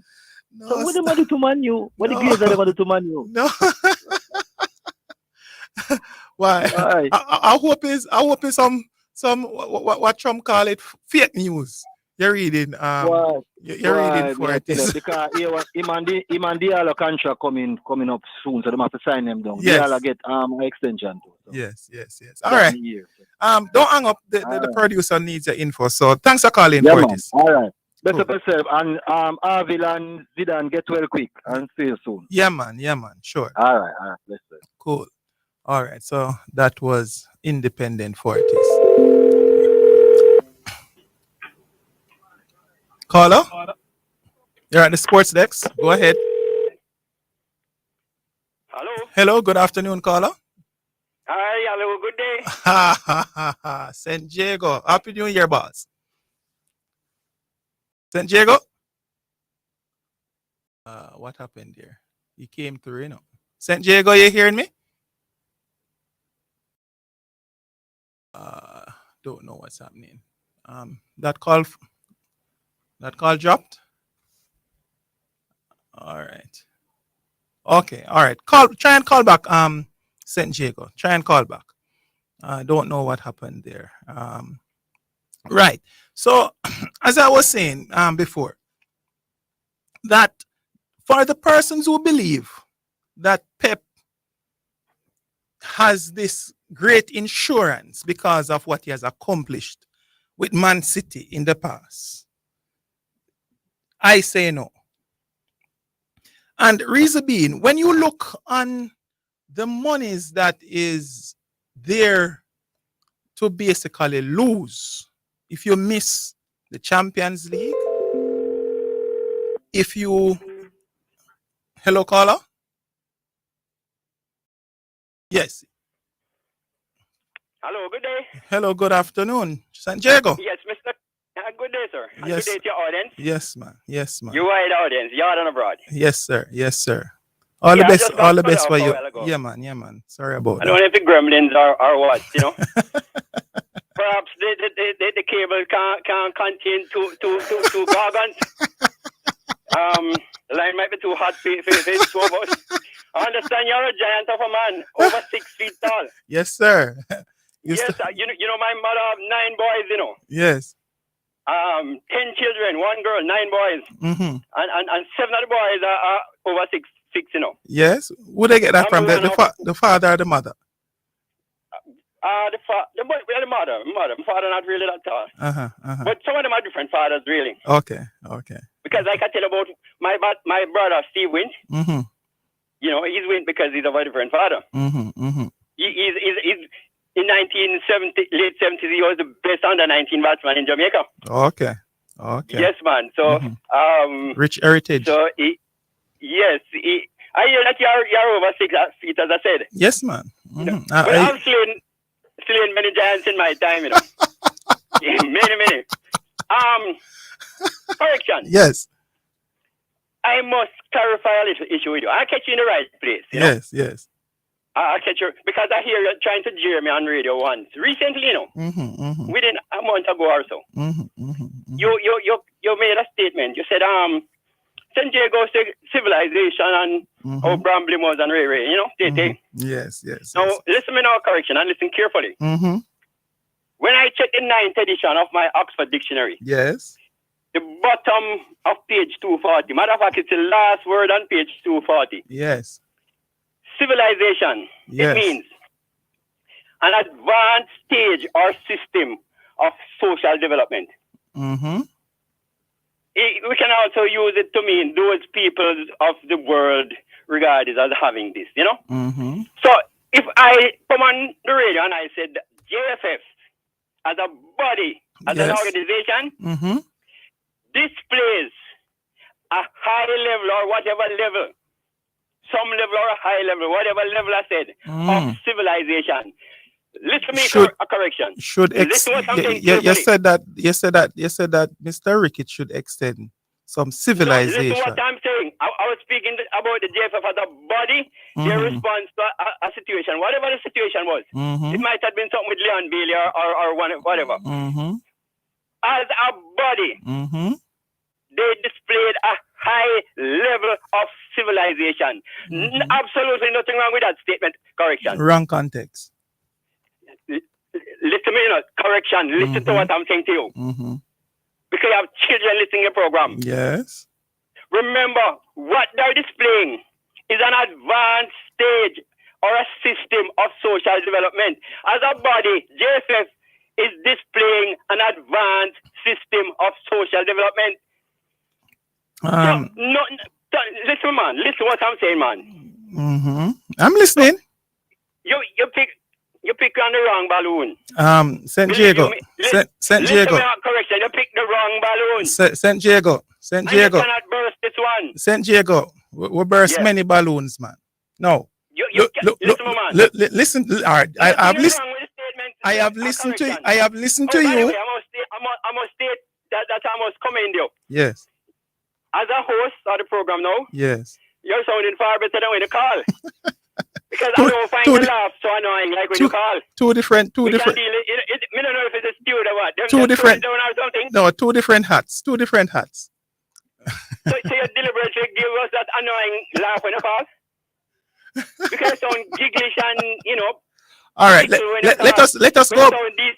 Let us go back to civilization. Right? Yes, man. The word is correctly used. All right. Listen out, St. Jago. If you are saying that Michael Ricketts and the JFF should extend some level. Let's talk about the JFF, man. Yeah, man. We're talking about the body. Yes, should extend. Displaying a level of civility.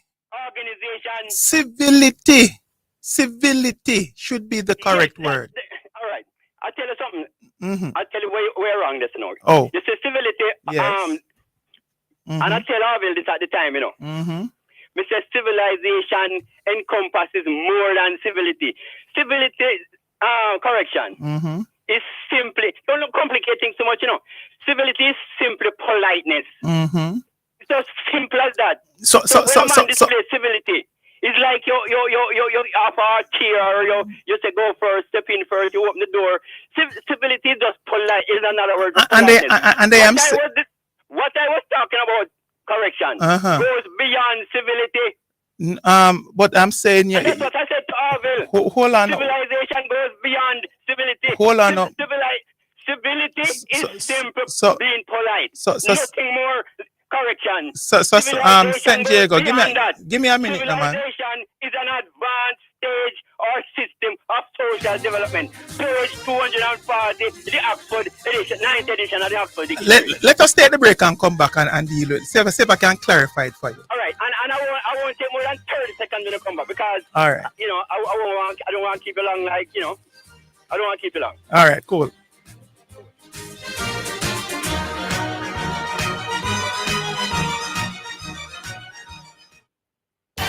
Super Center, everything for your home and more. Whether you are redecorating your home, looking for a gift idea, or simply feel for some retail therapy, Asden Super Center is the place to be. Regal Plaza, Kingston, and Linston. We have it all. From linens and curtains to appliances and cookware, furniture, rugs, and wall decor. It's everything for your home and more. Asden Super Center, we're gonna make you smile. Make you smile. Asden Super Center, it's a lifestyle. It's a lifestyle. Set the trend, set the trend. The Trend-Setting Sports Desk, Mondays to Fridays, 1 to 4 p.m., is Jamaica's #1 call-in sports program. Join me, Orville Higgins, and me, Christopher Zidane Matthews, as we continue to take call-in sports discussions to the highest levels on radio. The Sports Desk, Mondays to Fridays, 1 to 4 p.m., on Jamaica's #1 sports radio station. The hour between 3 and 4 p.m. is sponsored by Western Sports, the sports people, with locations in Kingston, Ocho Rios, and Montego Bay. It's your favorite gospel DJ. My name is Jermaine Morgan, popular known as Brother Frisco. Joins me weekdays and weekend on your radio. On Mondays, it's 4 p.m. through to 9. Tuesdays and Wednesdays, 4 p.m. through to 7 p.m. Thursdays and Fridays, 4 p.m. through to 9. And on Saturdays and Sundays, it's 6 a.m. through to 10 a.m. on Omega Radio, locally and internationally, where your afternoon will get better going into the evening, and your weekend will never be the same. Stay locked with Brother Frisco on your radio. The hour between 2 to 3 on the Sports Desk is sponsored by Mother's Chicken Bites. Love in every bite. You're listening to Omega Radio, broadcasting live. Omega Radio, Omega Radio, Omega. You're listening to Jamaica's first and #1 daytime sports calling show, The Sports Desk. All right, we're back on here. This is Omega Radio, and this is the Sports Desk with your guest host. Correction, the correct one. Are you still there, San Diego? Yes, and I just need 2 seconds to wrap up. 1 minute, San Saying, Diego. One minute, San Diego. We have a mother's voucher here. Would you like one? You know, I love it, you know, and Mother's Party is one of my favorites, you know. But I'm sure you're not gonna give it through that branch we have in Fenn Street in Spanish Town. I may have to come to Kingston for it. Well, so for yes. that reason, I would decline. You know? Okay. All right, now, San Diego. Let us get back to this now. In 30 seconds, just to say that I was talking about, you know, my mother and children. Like as I said, out of the 9 boys, only 2 of them is below 6 feet. And I'm one of them with the 2. No, and she would whisper to me, you know, she never said make the others hear, you know. She passed in 2012, but she would say when she was alive, she would say to me, boy, no man, they you know, all of them tall and thing, but you know, say you're tougher than all of them. So don't run with me. All right, listen to this now. Yeah, well, listen to this now, San Diego. Listen to this. Yeah. Civilization, a stage of human social and cultural development.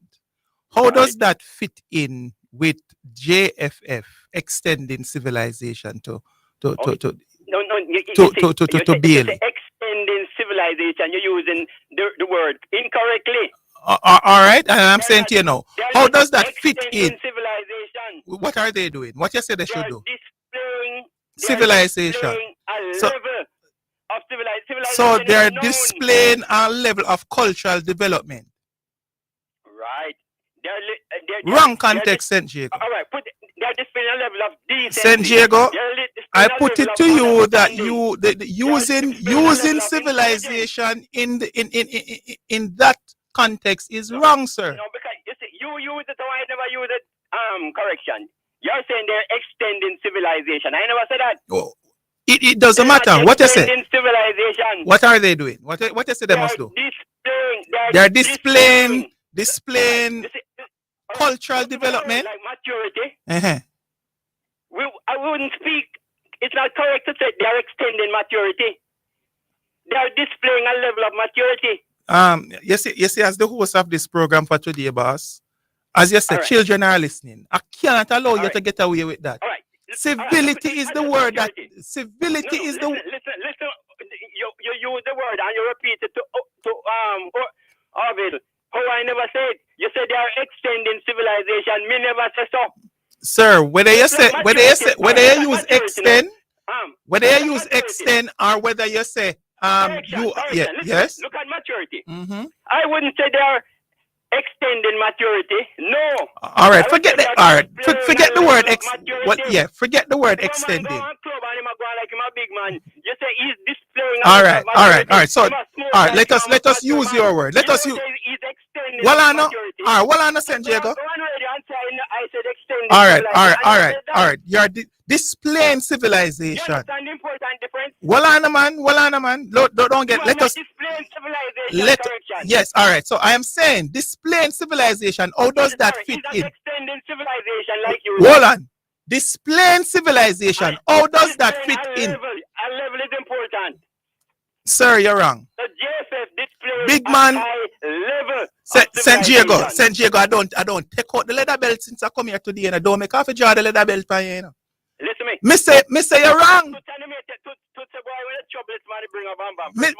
Mr. Boss, listen to me now, man. Anyway, I'll take up enough of your time now. But I'll catch you in the right place. Because you have a style where you make one job with Orville and gone. But look at the civilization thing. No, man, you're wrong, man. And don't say what I never said. Displaying civility. Civilization. I don't talk those ways. Displaying civility. Hold on, San Diego. JFF should display a level of civility. A thousand of pages in a hold on, listen to me again, San Diego. The JFF should display a greater level of civility to Leon Bailey. That's the correct. That's an alternative, yes. But as I said, I deliberately chose civilization because it goes beyond civility. Civility is just gracefulness. It's just graciousness. It's just what the word we used before? Civilization. Huh? No man, for civility, man. You say polite. It's just it's just graciousness. It's just That's the word you should have used, Jacob. But thank you for calling, man, and all the best to the new year. All the best to the new year. Okay, cool, easy. Yeah, man. So that was St. Jacob there, trying to convince me, but not matching up. The English not matching up there, St. Jacob. Young ones listening to correction. Civility should have been the word. All right, do we have another? Correction. Nick. Wagwan. All the best to the new year, boss. I'm here. Yeah, man. Big up everybody and big up yourself. Yes, sir. Thanks. Now, it's too early in the year. Them balloon, the busting and them balloon, man. They come with them back with them cars. You understand? Yes, We're sir. still in a festive mood, man. We're not supposed to beat up no man, but when them balloon talk, they make no one. Yes, you said Jago, I may have to draw out the belt, man. I mean, no one draw out the belt today, brother. You know, a man I say, you choose the wrong balloon. You know, them balloon I need to go one side now, man. The man actually convinced me that the word still correct in the context in which he used the man wait. I don't know what the balloon man take your fast, because in waiting the other two man them off the program and come back with the argument this early in the year. Anyway, but I even. Yes. What say you? What say you? Just big up yourself. Yeah, man. And the Manu thing, we done say it already. And as a Manu supporter. Yes. Manu, the man them not good. None at all. Right? None at all. The coach, you could have changed 50 coach. The man them not good. The man them just not good, boss. Argument done. Right, that's all. I mean, I talk about the whole team. Full stop and point blank, brother. The man them just not good, and them need As to a matter go. of fact, as a Man U supporter, I know this sound, but right now I'm worried.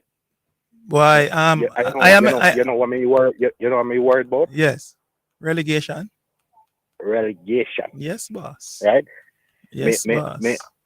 A certain man when I say him know himself say, boy, the transfer window in a January go save the team, right? But I'm hoping. I'm hoping, boss. Then I only think the man them left me with, Nick. I only think the man them left me with right now, you know. If we can't get some good transfers in this window to stop the bloodletting, boss, man, straight down the gutter we gone, brother. Straight down the gutter. Man, them not good. No, sir. Sir. The thing, and I've never seen the team this bad, brother. As I said before, right? When we look at it, the top star from this team, Prima Donna, man. Prima. Right? Yeah, and when I time them on the him you go? Bruno you go? Lord God. No, sir. Right now, right now, Nick, as I say, and the owners need to open up the bank book and allow the man free reign to get the pieces that he needs. I'm hearing some names. I'm seeing some young bucks that they have on the radar. But the thing is, some of the other competing teams that are doing far better than us, and what you call it now, the dressing room is far better than our dressing room already, are going for some of these same players. All right, let me tell you something, too, right? The man them not good, and him have this new coach have a system. Now this system where I'm have it have to play it have to be played by ballers who can play football. You understand? Them man. Do you think these players are playing for the new coach? Yeah, them are play for him, but them just can't manage it. Because them not good. Them not have no reason for not play for him. You know, them just can't manage. So what about the fallout with Rashford and the coach? You don't think that is affecting the dressing room any at all? It's an open secret that there's an open secret that there's a fallout between Rashford and the new coach, you know. Yeah, no, I know about that, but I mean, it's not like Rashford when play no ball anyway. I never feel so Rashford to be on the team now. You know, why everything want a overall. Yes, man, we need a complete overall. To tell you the truth, if you never bring them up, we wouldn't even talk about them because remember. You know, so we're not supposed to even talk about no money, right? I'm sorry to say it's my team, but believe me, it's embarrassing. I'm not even to watch football because of the money. So tell me something now. What you see on the Pep saga? Yes, you believe you're one of the men who believe Pep's safe, even if if them find themselves down at 15. Pep have him credit. So you think the owners is going to watch Man City? Languishing. Wait a man. Then let me ask my question. Let me ask my question first, man. You believe the owners are going to watch Manchester City languish at 15th and 14th position if they should get there, and don't fire Pep? Right. I'm not talking about where they are. No. They are sitting sixth at 31 points. If Man U go down Man City at the end of the season to 15, right? Yes. Them now go fire Pep. Let me ask you this question. Mighty God. When them fire Pep, who them go bring? It not really matter, boss. Well, it not really matter. It is getting a fresh start, a fresh voice in the dressing room, and that matters. That is what matters, you know. If especially if Pep has lost the dressing room, boss man, it is you need to get a fresh voice. I am saying right now where they are, well, I know right now where they are, you know, 6th position or anywhere above the top half, I don't see him getting fired. But if Man City find themselves at the bottom half of the pile, Pep job is not safe. All right, well, that now go happen still, but you know. All right, let's take I'll give you a minute after the break. Yeah, that's one. Start with the cricket. All right, cool.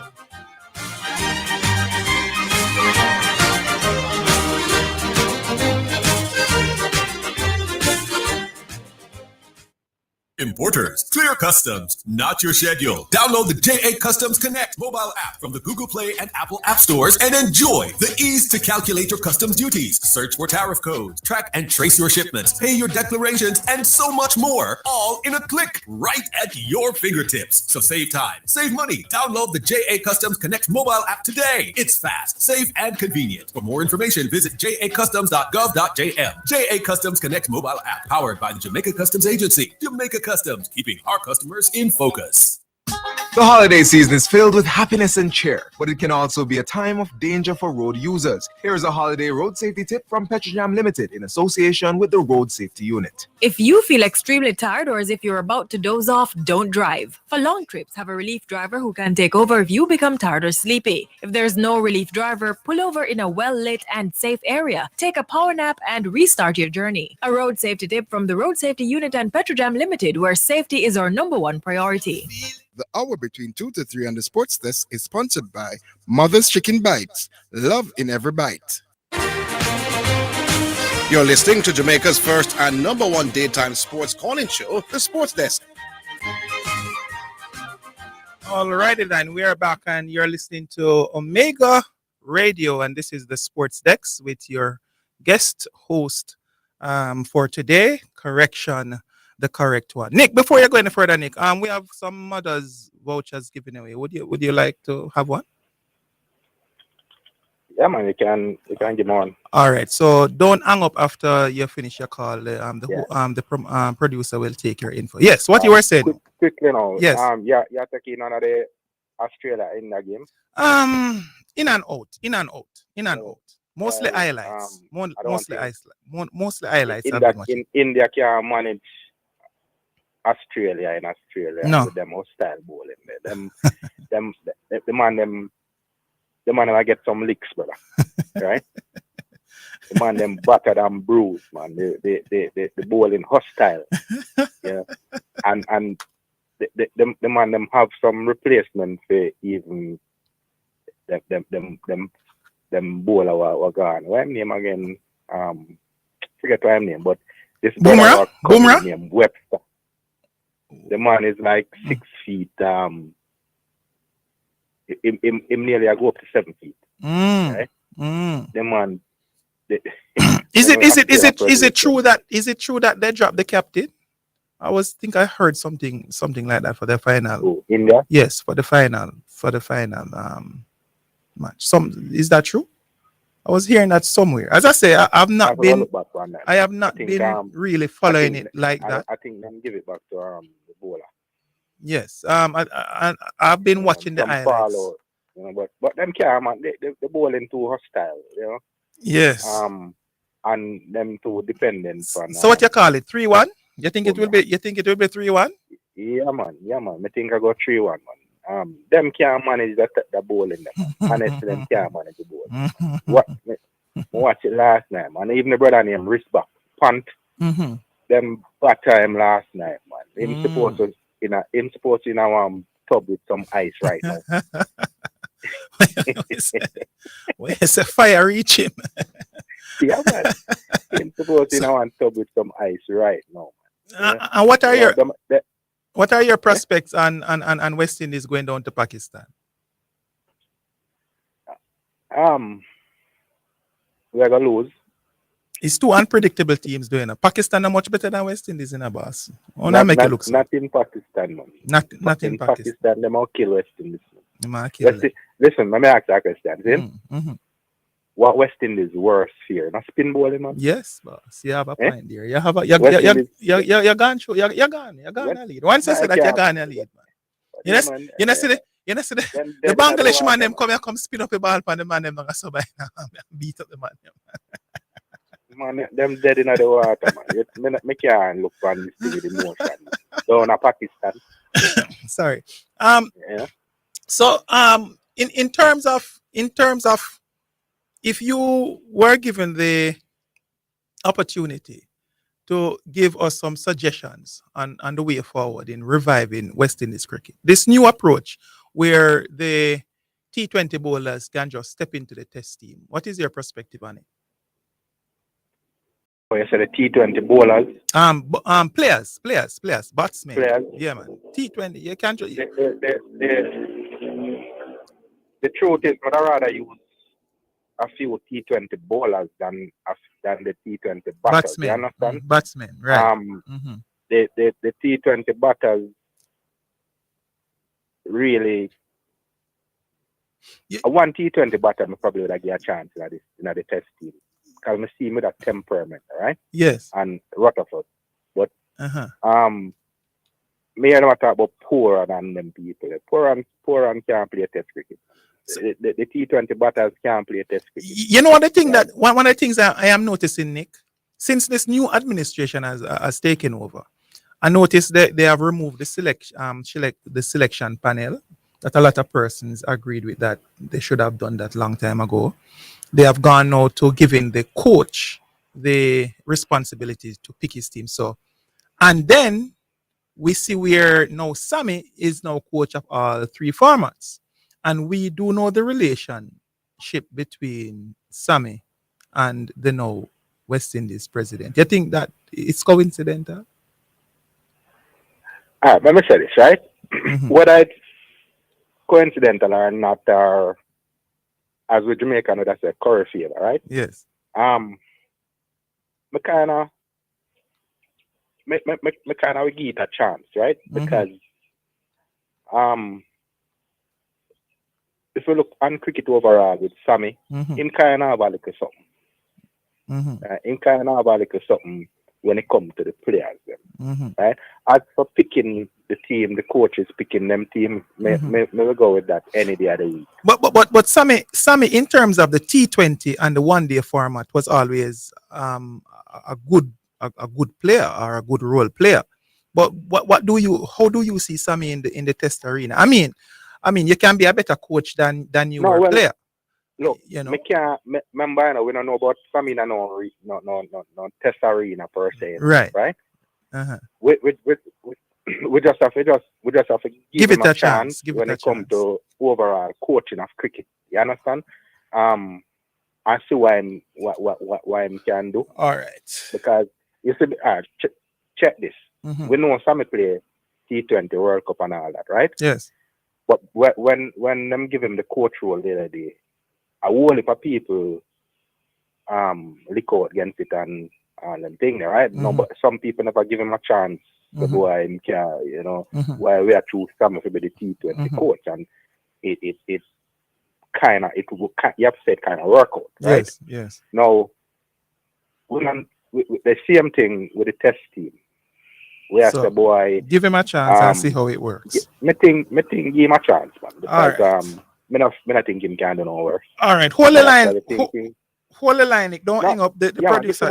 Yeah, man. The producer. The producer is going to take your info. Okay, all right. Yeah, man. Cool. Big up yourself. Big up yourself, and thanks for calling. Cool. Yeah. All right. Do we have another?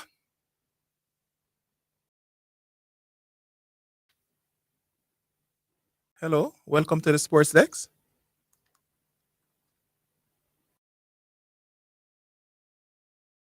All right. So while the yes. Welcome to the Sports Desk. Correct. I don't know long man. You know, me I work in a character. Me have to get in my word, man. All right. Go on. Your time. All right. Don't hesitate. I just something with St. Diego, but that gone. Yes. I want to get to that step thing with you, but yeah, I want to talk some cricket. I want to talk some cricket with you first, correct? All right, go on. What do you think about Kohli and Rohit Sharma at this stage of their career right now with this Indian team? Well, obviously, do you think both of them should walk away? Well, obviously they are at the back end, and they are not the force that they used to be. But in terms of, do I think that they still have something to offer? Yes. But remember, correction. When I look for, this is not really the West Indies we're talking about, Yes. This is the Indians where Yeah. We have a lot. So you said you believe they are players. What a good replacement waiting in the So wings, you believe there is a better replacement than Virat at this point? Well, for Virat, I would hold on to Virat a little longer, but definitely Rohit Sharma. If you see how the opening slot, yes, if India is very. As a matter of fact, I could argue that India have the strongest in terms of depth for the opening position in the world. Or is it a case of just Australia just playing out of them skins in Australia right now and really making a mockery of the team? What has been Sharma's? No, but what has remember, been Sharma's? The same Indian team, yes. New Zealand beat them in their own backyard just about 2 months ago, badly, you know. Oh, and how Sharma featured in that series? Sharma.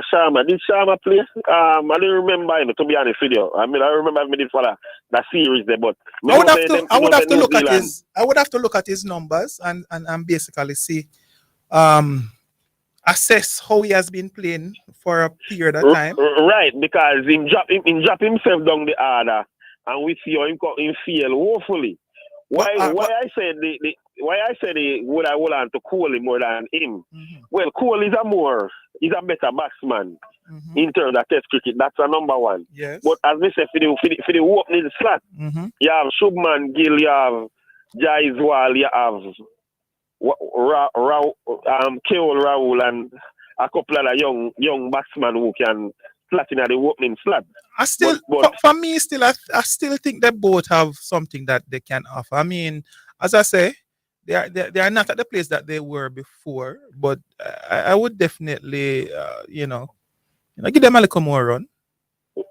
But over to the Australians now, what you think about Usman Khawaja? I heard Shipping Port was saying that because Usman Khawaja wanted to go to England, but with the retirement of David Warner just a year ago, you know, think Usman Khawaja should get another couple more so that can fit in the youngsters in Max Sweeney and Constant, whatever you want to name. You think that it depends on who you have waiting in the wings, Jake. CLM. I mean, when you look at the Australians, you know, sometimes the way how Australia is so strong, both in batting and bowling. Sometimes when you look at the age, some of these players even really break into the team, you know. Them already up in that age, you know. That's how good Australia is in the boss.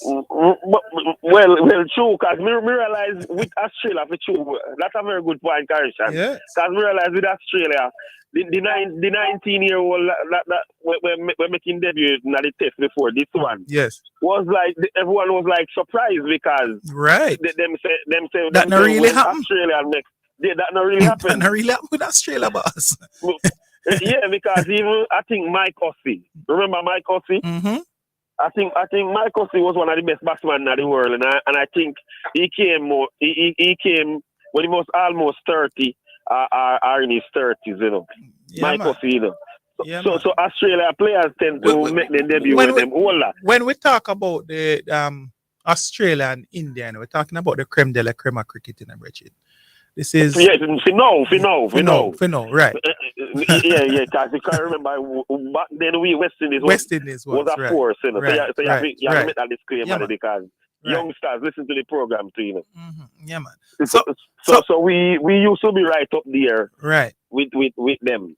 But the other last thing I'm gonna ask you about cricket though is, what is your stance on man of the series and man of the match? Because I was talking to Preacher yesterday. Yes. Because I heard the commentator say something because we don't watch cricket today, and them say if Australia win this test or draw this test, yes, which if them win they go 3-1 and if them draw it is 2-1, yes, them would give Pat Cummins the man of the series. Yes. But I'm saying, look at what Bumrah is doing. Correction. Take Bumrah out of this team. India is not competitive, none at all. But take Pat Cummins, as you see last night, only 2 wickets Pat Cummins take, and Australia was basically bowling more less than 200. So why you do not give Bumrah the man of the series? We're up on the break, and I think we're gonna take the song at 3. You want to hold or you want to? What the man? All right. Hold on. We're gonna give you a minute after the break, and then we take the song. All right, go ahead. All right.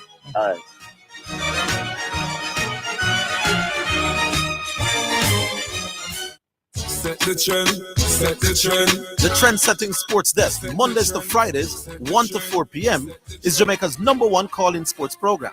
Join me, Orville Higgins, and me, Christopher Zidane Matthews, as we continue to take call-in sports discussions to the highest levels on radio. The Sports Desk, Mondays to Fridays, 1 to 4 p.m., on Jamaica's #1 sports radio station. The hour between 3 and 4 p.m. is sponsored by Western Sports, the sports people, with locations in Kingston, Ocho Rios, and Montego Bay. The hour between 2 to 3 on the Sports Desk is sponsored by Mother's Chicken Bites. Love in every bite. You're listening to Omega Radio, broadcasting live. Omega Radio, Omega Radio, Omega. You're listening to Jamaica's first and #1 daytime sports calling show, The Sports Desk. All right, Mount Salem, we have. Just reply to that Bumrah thing there, and then we can hang up. All right, hold on before you hang up. We have your mother's voucher. Would you like one? Yeah, man. I mean, man, I Kingston me there, man. All right. So don't hang up after you have finished your call. Yeah, man. I will keep stay on the line. But answer the Bumrah thing there, and then. All right. No, man of the series. No, man of the series is always. Most times it's going to lean to the team that is winning or has won the series. And if you look at Pat Cummins doesn't just contribute with ball, he contributes also with the bat. And in this series, me sorry, so many have enough time. Me talk about that first because hold on, Salem. If you should compare Pat Cummins' contribution to Australia versus Bumrah's contribution to India, who would have contributed more? Who would have contributed more? No, most Bumrah, brother. Bumrah is hold on. Yes, but hold on, man. Hold on. Bumrah is mainly contributing with ball. Pat Cummins is contributing with both bat and ball, boss. No, but if you put Pat Cummins back, Pat Cummins contributed to Australia winning in this series thus far, and how vital has that contribution been? I think this winning thing I get too much, direction. But anyway, we pick up that another day. All right. So remember, don't you stay on the line, and the producer will take your info. We are going to be going to our second song selection, and that is Always. And that is Always, number 3 on the Yaba album. So we'll take our Yaba selection at this time.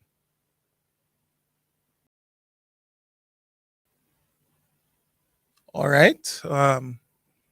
As they are getting ready. Yes, let me just, as they're lining up the musical selection. Pat Cummins' contribution to this present series is far more greater than what Bumrah has been doing for India. So there is no way you can go against the grain if Pat Cummins should be awarded. If Australia goes on to win and Pat Cummins go on to be selected as the man of the series, there's no way you can really, right. So we'll take our second song selection at this time. It is Always, number 3 on our Yaba album. So Yaba selection at this time.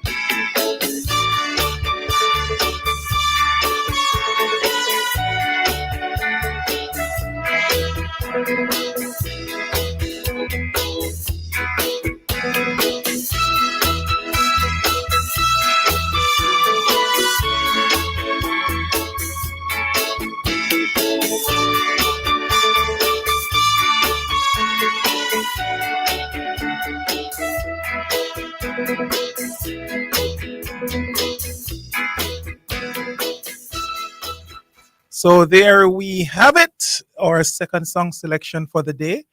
Number 3 and our Yaba album. You know, at a day like this, we have our Yaba selection. All right. So do we have another? All right. So as I was saying to send to Mount Salem. Mount Salem, there is no way when you stock up what Pat Cummins have been doing for the efforts of Australia leading the series at this point, 2-1, compared to what Bumrah has contributed to India. It is always going to be leaning in favor of an all-rounder, right? One is contributing with ball only. The other is contributing on both fronts, bowling and batting. And thus far, Pat Cummins has played a pivotal role in Australia leading the series at this point. So if Australia should go on to win 3-1, there is no way you could be up in arms against Pat Cummins if he was awarded the man of the series. But series ain't yet over. This is cricket, lovely cricket. You know, the game of great uncertainties, they say. So let's see what will happen in the final test and see if the Australians will seal up victory and take the series 3-1. Some persons are saying that they can't see India coming back. But remember now, this is India we are talking about. All right, so we have another caller. So let's go to the call. Rumbling the jungle, man. Ah! Fellow disciple, man. Mommy, the Messiah teaching you well, man. What's up, Mommy? Be all the best for the new year, boss. Well, the best, man. Yes, sir. Yes, yeah, sir. man. Yes, disciple sir. After disciple calling, man. That's the Mount Salem and check in. Yes. The body of disciple are grow, you know. Oh, yes, man. Yes, man. Yeah, man. The following is great of Mr. Higgins. Me I tell you, man. We have followed the footsteps of the Messiah, you know. I tell Yes, you, sir. correction, man. Big up, but you sound fluent, man. Why? May I try a thing? You guys are doing well, man. Trying a thing. Nice hearing you on preacher yesterday. Yes. My goodness. According to Mount Salem, man, we're going to have what you call it, a host of the year next year. No, the main host, them win that every time. And twice on Sundays, Anyway. as they say. But, correction. Yes. Netball, Sunshine girls. Yes. You know that they finished last year ranking number 3 in the world. You know? Number 3. I wonder if many people in Jamaica realize that. They have been consistent around that number 3 ranking in Amami Bay. They haven't fallen beyond number 3 Right. for For any long period of time. right? You know? And that is what worries me about the netball, the Sunshine Girls. Mhm. I don't believe these girls are getting enough limelight, or we should show them a lot more kudos on these girls for maintaining that level of fitness and up in the top 5 of the world, correction. One of the things I think this is a no mean feat, Yes, but one of the things we have to understand, and I think why this is because Jamaica is a wagonist country, we're wagonist in terms of our support, So you see, unless you're getting the big chip, we are used to being at that number 1 spot. Athletics has broken us bad. True. I can tell you, if especially in recent years. Yes, if there was a time when we were not getting in the gold medals as we are now getting in. Right. Look on the behavior of the Jamaican supporters last year at the Olympics. Mm-hmm. When basically we were looking to feature much in the 100 and the 200, and our girls did not really show up, for one reason or the other. And how hurt we were for that. Man, it's as if Jamaicans believe that these gold medals are written and put and placed at these events with our names on it, For real, man. For real. That's how we behave sometimes. We believe. But you have to work hard for them. Yeah, man. Gold medal. It's not something. You seeing Bolt and Shelley and you and Blake and these persons have really changed the mentality of the Jamaican supporters in terms of world events. So if you're not getting that, going up on that number 1 spot on the podium, brother, you really don't get much praises. But the consistency of the netballers, the Sunshine Girls over the years, should be commended. I see where the government last year, I don't remember if it's the government, someone can correct me if I'm wrong, but the place where they are housed has been renovated. Mm-hmm. Yeah, man, that sounds good. Has been renovated. Yeah, man, has been renovated. But the ladies need some cash, man. Right, but and that is what has been beating the netballers over the years, the consistency in terms of cash flow, and again, when I talk about being wagonists, even the sponsorship or companies in Jamaica, we don't want to support teams unless we know that these teams really have the ability to be at the top. You understand? This is a fact, correction. This is a big point you're making. Yeah, man. So that we're not throwing our weights behind you until we see where this person is going to go on top of that podium, and that's a shame. The Sunshine Girls, for their level of consistency over the years, should be a team that should not be crying for funding anytime when there is an international event coming up, or whether we are hosting any one of the top teams out here. May I go touch the India series quickly with Australia? Yes. Why I don't know, but 118 their first innings. I think they can come back, I wouldn't put anything above India, That's what I am saying. This is Indiana, boss. This is a very good team. And especially that they are licking their wounds. Mm-hmm. They might just have something to prove, Because remember that there is Kohli, and Kohli is your big innings now, Right. Look at how Ricky Ponting has bounced back in this series. Mm-hmm. Yeah, I mean, remember Ricky Ponting? Not Ricky Ponting, Smith. Sorry, Steve Smith. Oh, sorry. I mean Steve Smith. Oh, yes. Sorry about that. Oh, look how Steve Smith has bounced back in this series. I mean, he was in a drought for a little while. True. And this series he has really come up trumps. So I don't put it. He has now gone over 30 at this. Right. So I don't put it past Kohli boss to pluck something out of the hat and do some damage. Remember that India bats deep, Right.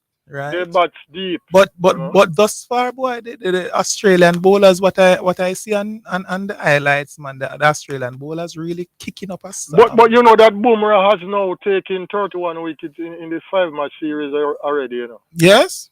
Yeah, man. Boomerang The series here? Yeah, man, 31 wickets he has done already. That's why the fifth test is not done yet. It's 5 or 4 tests they're going. 5, man. It's 5? This is the last one. This yeah, is this is the last one.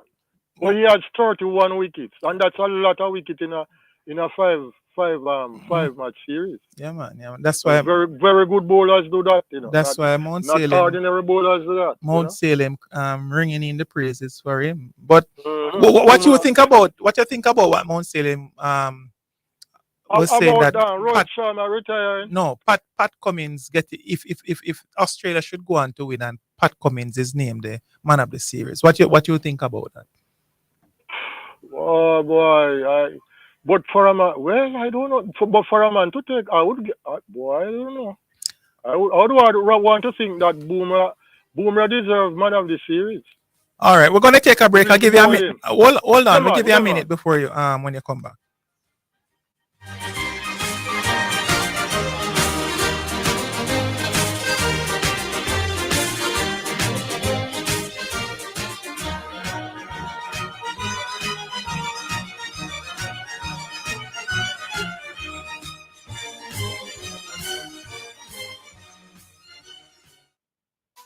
Are you a registered charity clearing charitable items during the holiday and in the new year? Here are some reminders from the Jamaica Customs Agency to assist you with your clearance. Ensure you have a valid copy of the Certificate of Registration from the Department of Cooperatives and Friendly Societies, a letter of authorization if applicable, the signed special declaration, the bill of lading or airway bill, your packing list, your invoice or receipts, a valid tax compliance certificate, and the relevant permit and licenses where applicable. Also, ensure that shipments are consigned to the charity at the registered address and that donations for schools are consigned to the National Education Trust. For customs-related queries, you may contact Jamaica Customs at 876-922-5140-8 or email public.relations@jca.gov.jm. Jamaica Customs, keeping our customers in focus.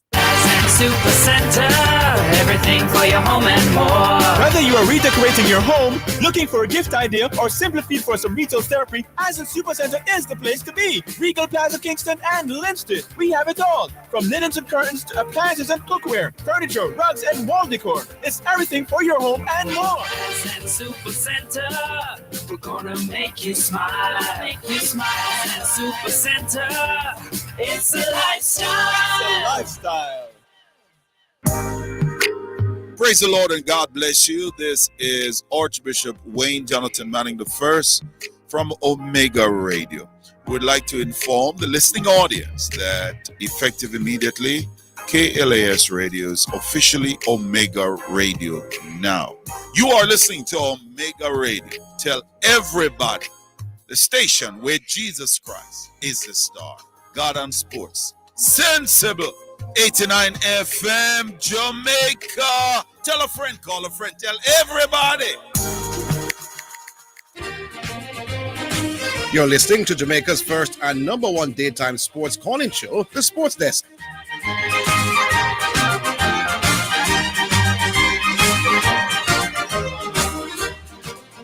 Alrighty then. We are on. Yes. Mohammed. For me to say Pat Cummins, you see, we have to first of all find out the amount of runs he has scored over throughout the series. Yes. Which I don't have that information. Right. But for a man to take 31 wickets in a series, I think Boomerang has now drawn alongside. I can't remember the Indian great, one of them big spinner from in the 70s, I think. Mm-hmm. He has now drawn alongside one of those spinners for most wickets in a 5-test series against Australia. So, well, I would want to give that man of the series to. Worse if he goes on to take, let's say, even a 5 wicket in this innings here. So that would propel him up to 35 or 36 wicket in a 5-match series. Well, that is a lot. the series is not yet over, so let us. That is what I'm saying. Let us see how it pan pan out. Let us see how it pan out. But I would like to know how many runs has Pat Cummins scored already, and then right. match up that with the amount of wickets that this guy has taken. Well, let me say a big up to Methuselah, because yes, man. I left him out yesterday. You know who is Methuselah? No, you're Messiah, man. No, man, Methuselah, man. Methuselah, who that? Bella, man has lived over 900 years. Yeah, man, big up yourself, correct. All right, my boss. Methuselah, Bella, Methuselah. We never know no one. All right. Do we have another one? All right, let's go to another one. Caller, are you there?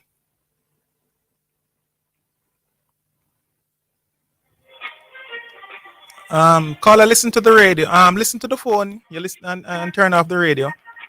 All right. You're live on the sports desk. This is good afternoon. Good afternoon. Correction, the correct one. Yes, sir. Yeah, man. I never believed that I would be able to speak to you in this capacity. Yeah, man. It's kind of strange. Life is full of surprises, eh? Yeah, man. But it's the careless way, it's not a surprise. Right. I mean, you stink of Zidane. Right. Yeah, man. Yeah, man. All right. So, first time for the year. First time on for the year. So I wanted to take this opportunity to big up the whole KLS management team and the whole KLS family. Callers and everybody. Yeah, man. Yeah, man. I'm looking forward to when Harville and Zidane, my favorite host and co-host, come back. Yes, man. Most definitely. But you have been doing a good job, so thank you, sir. Keep it up. Thank you, sir. Try. Right. So I want to talk a little bit of cricket. Leave a name for the public. All right. This is Chris Gunner. Right. All right, Gunner. Go ahead. I don't know if you are familiar with the name. Yes, man. All right. So I'm always tuning in. Sometimes I don't get to call. Yes. But this is my family, really. Yes. I can't get there without listening to the program. Yeah, man. This program is therapy for most of us. Yeah, man. My girlfriend don't like it, but I've managed to navigate so far, and it don't mash up my life. Well, my wife is fast becoming a fan of the program because of my consistent following. But you will get there, man. You'll get there. She'll get there. Yeah, man. She will get there. She will get there. Yes. All right. So first, I'm gonna touch the cricket. Right.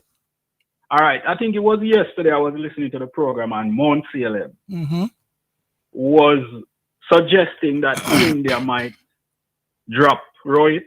And I was saying, Mount Salem, you're mad. I mean, he's a captain. He has been struggling. He has not been the only one struggling, because Kohli struggled, even though he has had a century. But I thought they would have given him the opportunity to try and redeem himself, and not just himself, but his team. But them say, a struggling, a man drowning him catch at any straw. Yes. And they actually, Mount Salem was actually onto something. Yes. Because I see where they dropped Rohit, yes, and they brought in Gill. That's what I was asking. What was asked? I was asking one of the callers, because I think I heard that they dropped the captain. Yeah, man, they dropped the captain, and even they actually went to Bumrah.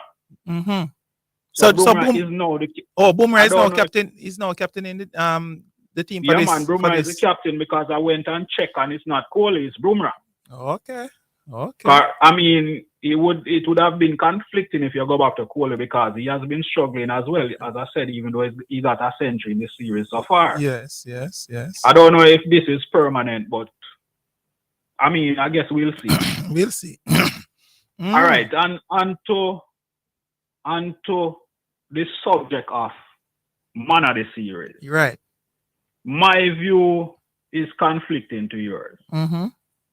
I think man of the series doesn't necessarily have to come from a winning team. No, man. Let me just stop right here, sir.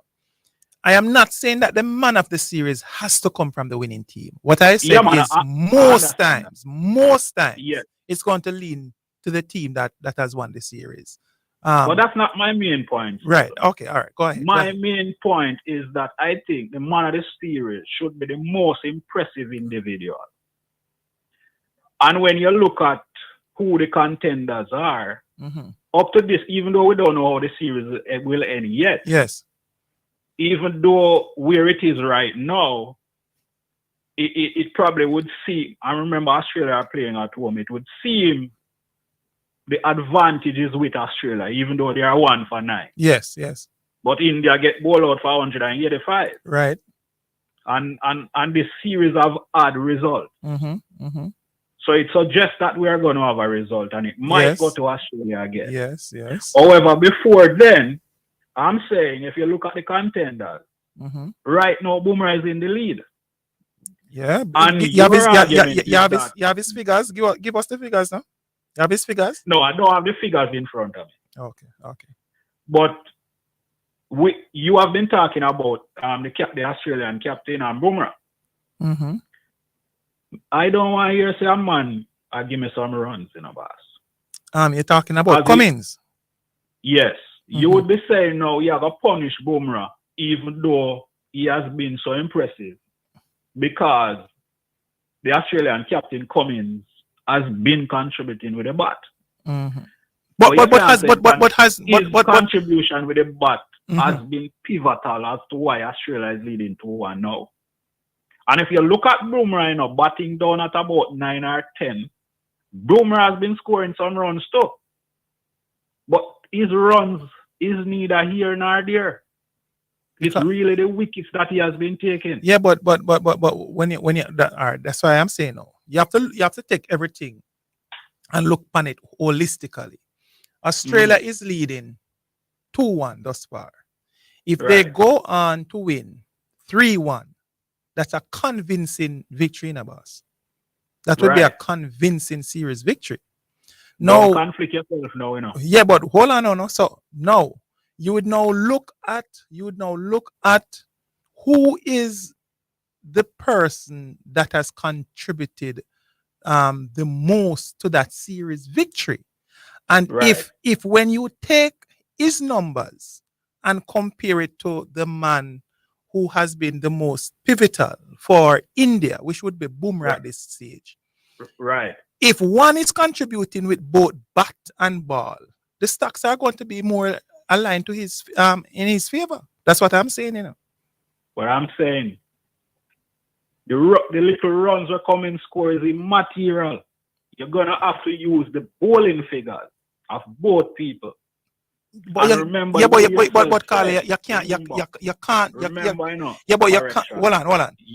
You cannot discard the runs that Cummins is producing any at all, because remember, I don't want to do that. Right, runs is wrong. Right, exactly. And if those runs have come in crucial moments of the test matches, you also have to put that in the balance.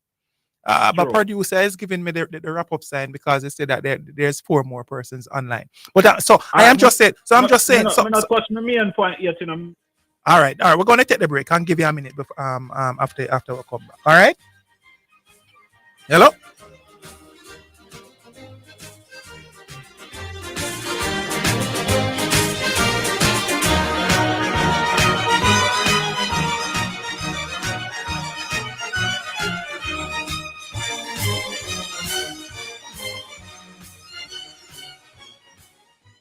Go straight to Western Sports for all your track and field needs, like spikes, high jump equipment, throwing implements, hurdles, not to mention your team tracksuits, running tights, vests, and shorts. The time by Western Sports, the sports people, is 3:30. Need to brighten up your dimly lit spaces while saving on electricity? Look no further. Westridge is having a 30% off solar lighting sale, January 2 to 31. Solar garden lamps, wall mounts, and solar flood lamps. Visit us in Kingston, Mandeville, Draxall, and Montego Bay. Don't miss this solar lighting sale, January 2 to 31. Open Sundays, 8 a.m. to 3 p.m. The Jamaica Anti-Doping Commission, JADCO, needs your help to eliminate doping and keep sport clean. If you have concerns about any doping activity, you can share the information with JADCO anonymously. The information you share will be treated with the highest level of confidentiality. Make the right call if you see something, say something. Protect clean sport. Protect our legacy. To report doping activity, call 888-429-5232 or visit the JADCO website at jadco.gov.jm. A message from the Jamaica Anti-Doping Commission. Get ready for a powerful day of unity and prayer. Join the Power Faith Ministries International in collaboration with the Jamaica Umbrella Groups of Churches for the 19th annual Heal the Family, Heal the Nation National Day of Prayer, January 8, 2025 at the National Arena in Kingston from 7 a.m. to 3:30 p.m. under the theme, The Hour of Decision. Pastors, register your church today by calling 876-988-7638. Join us as we unite to heal the family, heal the nation. See you there. You're listening to Jamaica's first and number one daytime sports calling show, The Sports Desk.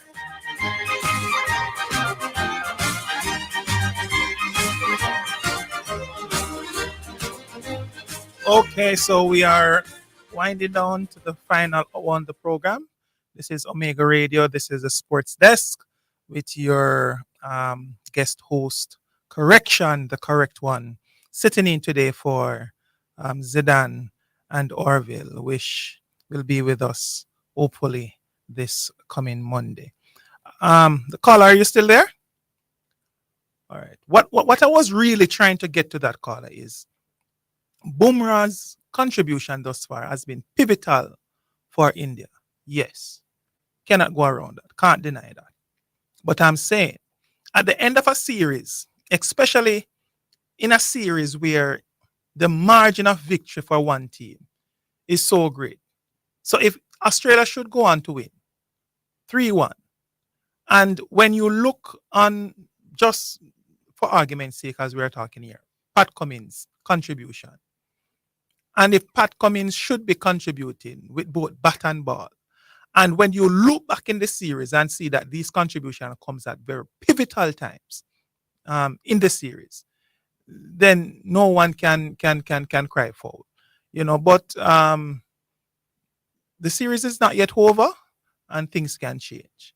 That's all I was saying. All right. Sorry that your call dropped, caller. We have another one.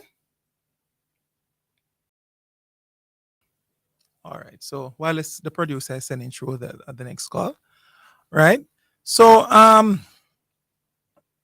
it has been very good thus far. I don't have to draw the leather belt today. Didn't have to draw it out thus far. I was tempted to at one point, but I think I thought I'd get the message across to St. Diego that what he was saying wasn't grammatically correct, and he was speaking out of context.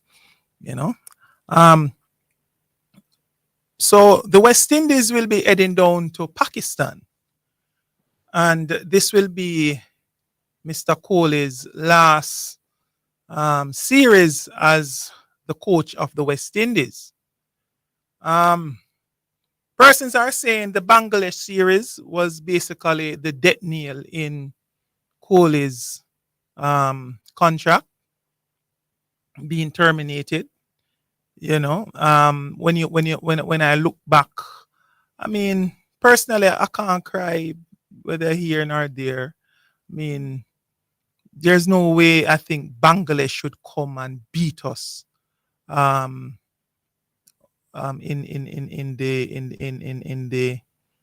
the Caribbean. Well, I think the series went. It was a draw.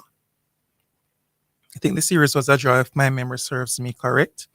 But whenever we see Bangladesh, especially in the West Indies, we should be beating Bangladesh. Plain and simple. You know? And that was not the case. You know, that was not the case at all. And so, you know, I can't cry for Kohli. I can't cry for Kohli. Let's hope that Sammy will come in and will have the same impact that he has had on the especially the T20 team in the test arena. Hope he can get that motivational. I think Sammy is a good motivational leader. I think that is what he has. He's able to G up the guys and get the best out of them. Albeit we lost that one-day series hands down to Bangladesh. Wasn't a good look at all. You know. Do we have another one? Okay. All right. So let us look back on the situation with Liverpool. Now, Liverpool in the EPL at this time is basically sailing, wins behind their tails, 45 points, ahead of Arsenal, who is in second place at this time with 39 points, and they have a game in hand. Some persons are making the case that if Liverpool should lose the EPL from here, it would be a choke job.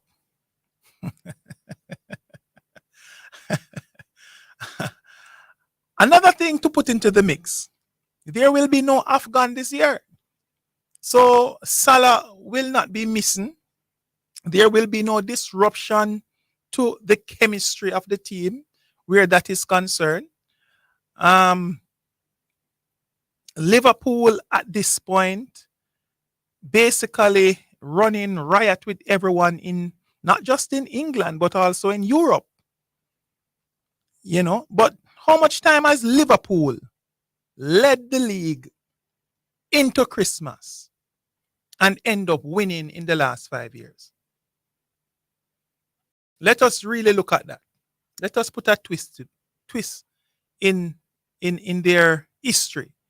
Let us look into their history for a while. Liverpool has led the league into Christmas about, I think this would be now the 4th time. And they have only managed to win one. So if we are going off history, Liverpool tend to fall over themselves at the latter end of the season. And with Arsenal sitting, 39? They're on 39 points. Liverpool with a game in hand. It's not far-fetched. The only thing that is really riding in the Liverpool wind at this time is that Arsenal is also an inconsistent team at the latter end of the season. So when Liverpool lose points, Arsenal might just drop some points, just the same. Because they are both two teams that are inconsistent at the latter end of the season. And with that said, I would conclude that Liverpool should win the EPL this season. There is no reason why Liverpool should not win the EPL this season. But the main surprise for me in the EPL this year is a team called Nottingham Forest. We have a caller? Caller? Yes. Hello? Yes, you're there? Yeah, man. Yeah, man. CC there. CC. Chip off. I want to ask you a question, correction. Yes. how much weight do you put on awards, individual awards, like, you know, MVP, player of the match, these things? Wally, man. Wally. All right. Wally, right? Wally, yeah. So do you believe a single player can be most important in a victory? Of course. Of It's the course. reason why I'm asking that. Mhm. A lot of the times there's this conversation that no one player is more important than another player. That is Then why that is then why absolutely do- nonsense, sir. That's absolutely That- nonsense. That message then why is there That is why the coaches and the managers go for the best players in whatever sport there is in a boss. I know, man, but then that's how I was going to say, why is it then there a situation where the player of the match Mm-hmm. is awarded to more often than not the player that is most important in the victory of the team? Because sometimes he has the greatest impact in the game.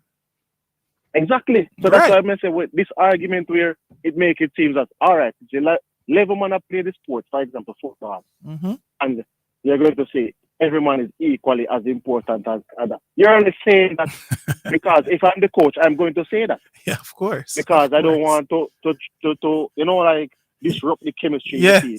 Yes. But you must know, say, yo, Mohamed Salah is more important than Joe Gomez. Of course, boss.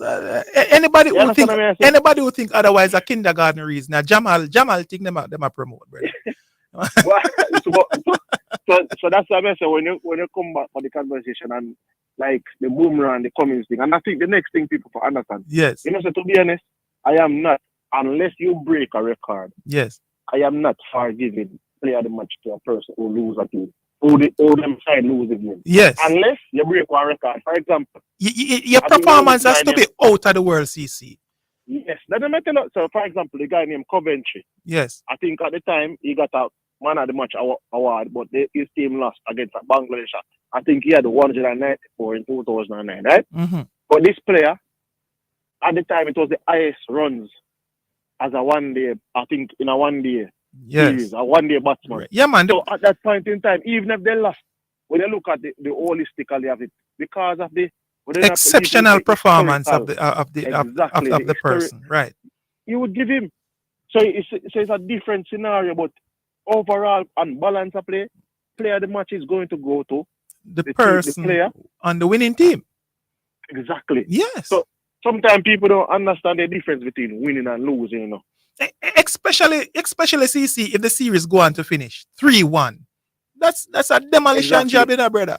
Exactly. So the difference between you gotta give the man who last 3-1, and that man never broke any historical record. Did he take 10 wickets with 7 runs? Right. That's a different scenario. Yeah, man. The performance has to be exceptional. yes. The performance has to be out of the world, man. Out of the world. Exactly. So we can say, oh, you know what? Even though they lost, this guy played out of the world. So right. You can never necessarily. But if he played like a regular, all right, but not a regular, but he played his usual game and he got some wickets. Right. And then we look at it. Another player played his usual game and got wickets and he elevated his team to winning. It's a different thing. Of course. So exactly. But may I show you the difference, the distinction between winning and coming second. Right. Correction. There's a team in the NFL that went to 4 straight Super Bowl final. Super Bowl. Yes. You know that team? Which team is that? You know the reason why I asked which team is that? They did not win any. No, you see? Hold on, Which team? we're gonna take a break. We're gonna take a break and come back. You see.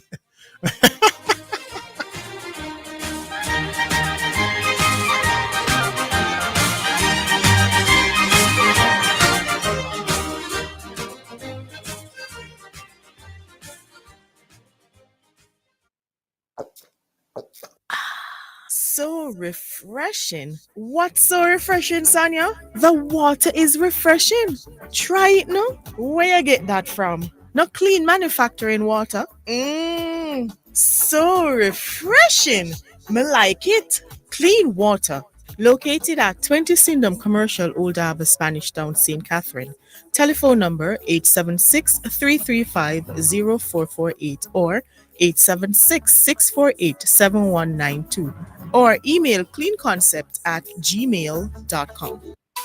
Are you a registered charity clearing charitable items during the holiday and in the new year? Here are some reminders from the Jamaica Customs Agency to assist you with your clearance. Ensure you have a valid copy of the Certificate of Registration from the Department of Cooperatives and Friendly Societies, a letter of authorization if applicable, the signed special declaration, the bill of lading or airway bill, your packing list, your invoice or receipts, a valid tax compliance certificate, and the relevant permit and licenses where applicable. Also, ensure that shipments are consigned to the charity at the registered address and that donations for schools are consigned to the National Education Trust. For customs-related queries, you may contact Jamaica Customs at 876-922-5140-8 or email public.relations@jca.gov.jm. Jamaica Customs, keeping our customers in focus. You're listening to Omega Radio, broadcasting live. Omega Radio, Omega Radio, Omega. You're listening to Jamaica's first and number one daytime sports calling show, The Sports Desk.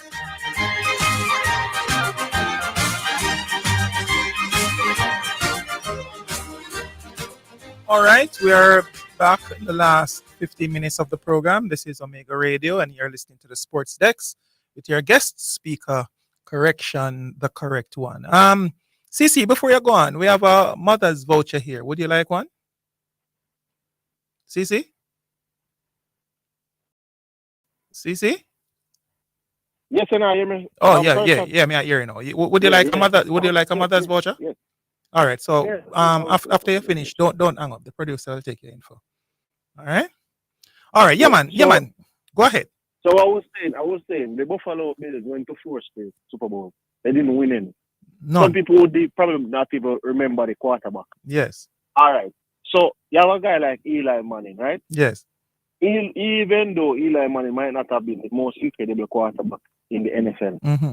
you know why Eli Manning is touted as going to the Super Bowl, going to the Hall of Fame, and people are still questioning it, but people can say, oh, Eli should possibly be in the Hall of Fame. Eli Manning won 2 Super Bowls. Yeah. Yes. And he won 2 Super Bowl MVPs. Yes. Individual So achievements. both times he went to the final. Yes. He went to the Super Bowl. He won. Yes. His team won. Yes. And he was a contributing factor. He was an impact player. Yes. Won it. So me I look upon it and I say, oh, when persons are of the opinion say, oh, I take a team to 10 NBA finals, and you have X amount of points. You know, me always I try to figure out correction. Yes. If it is that we are going to use statistics to determine who is the greatest. Because I asked the question yesterday with Preach, I'm sure you know, Lampard is greater than Iniesta. Mm-hmm. Statistics wise, Lampard dwarfs Iniesta. Statistics wise. Mm-hmm. But you have a lot of persons who is not going to say Lampard is better than Iniesta. Yes. When they watch them play. Yes. So statistics wise, you have LeBron James score 40,000 points. Michael never scored 40,000 points. Mm-hmm.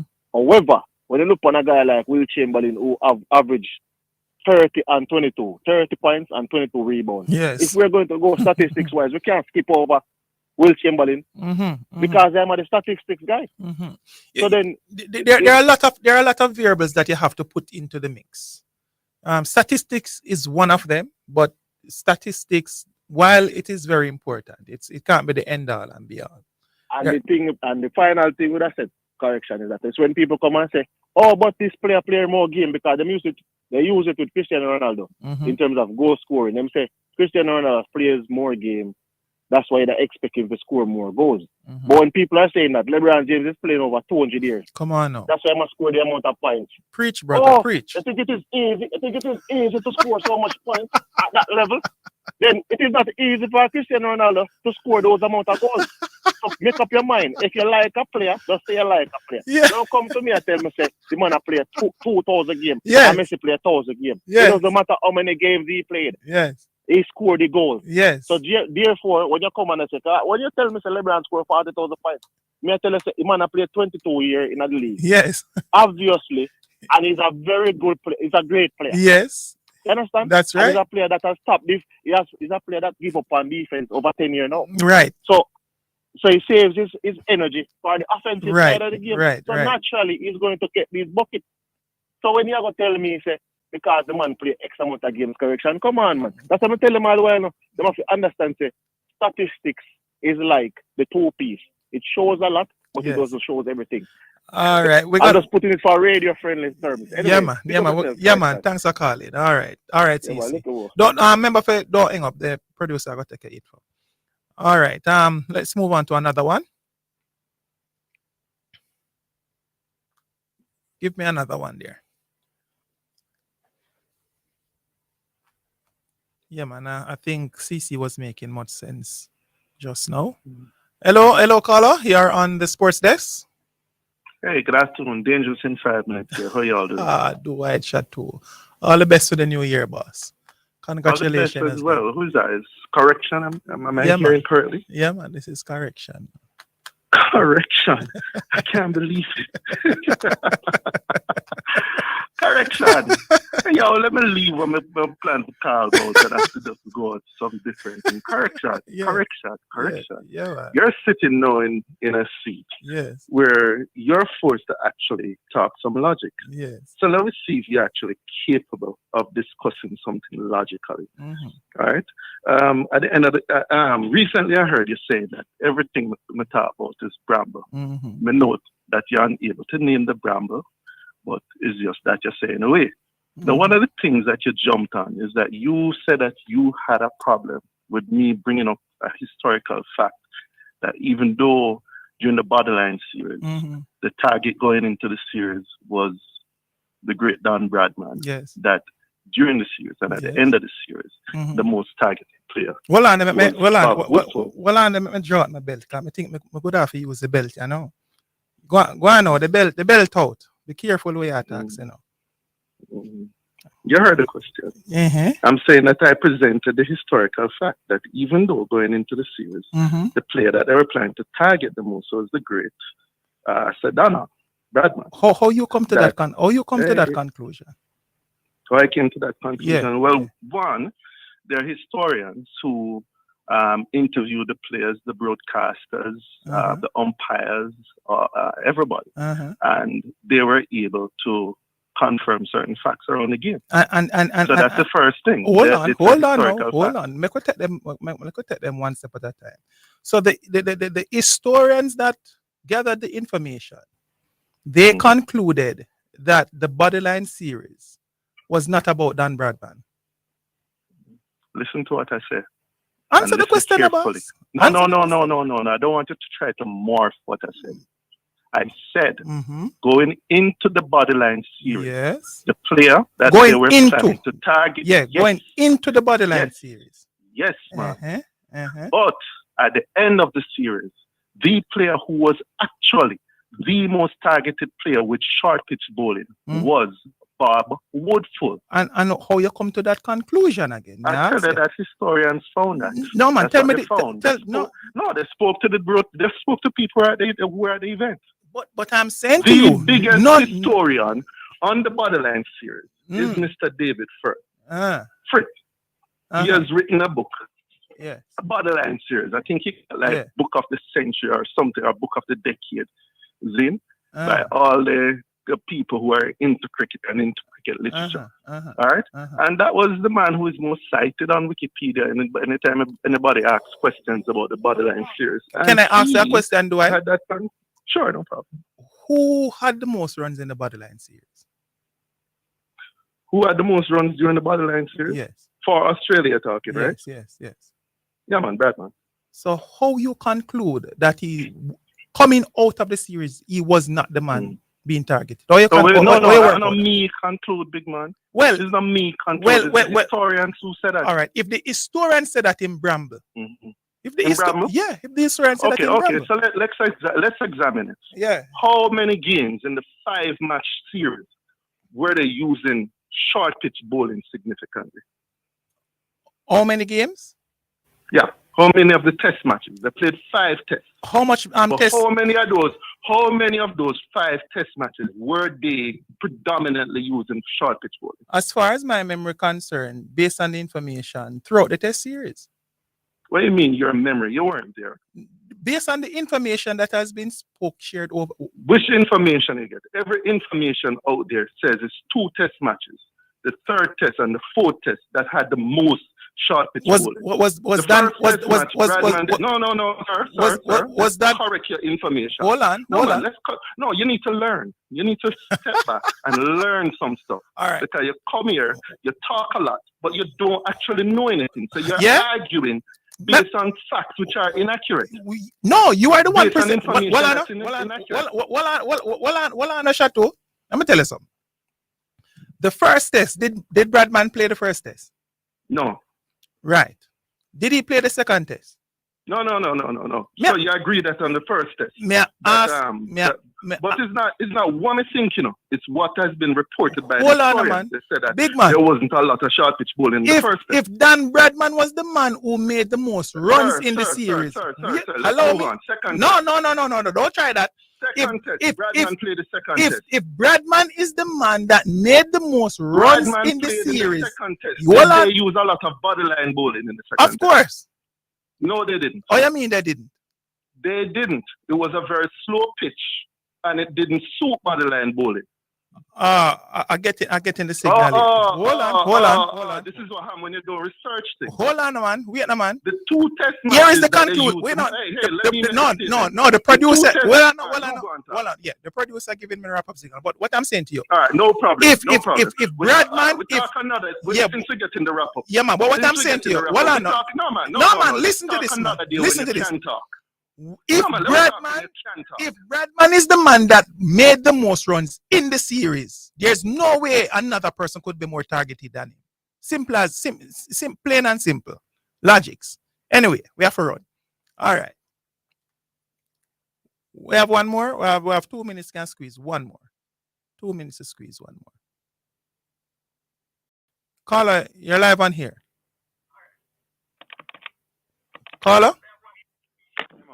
What's going on? Yes. Who is this? It's a short man. Short man. What going short man?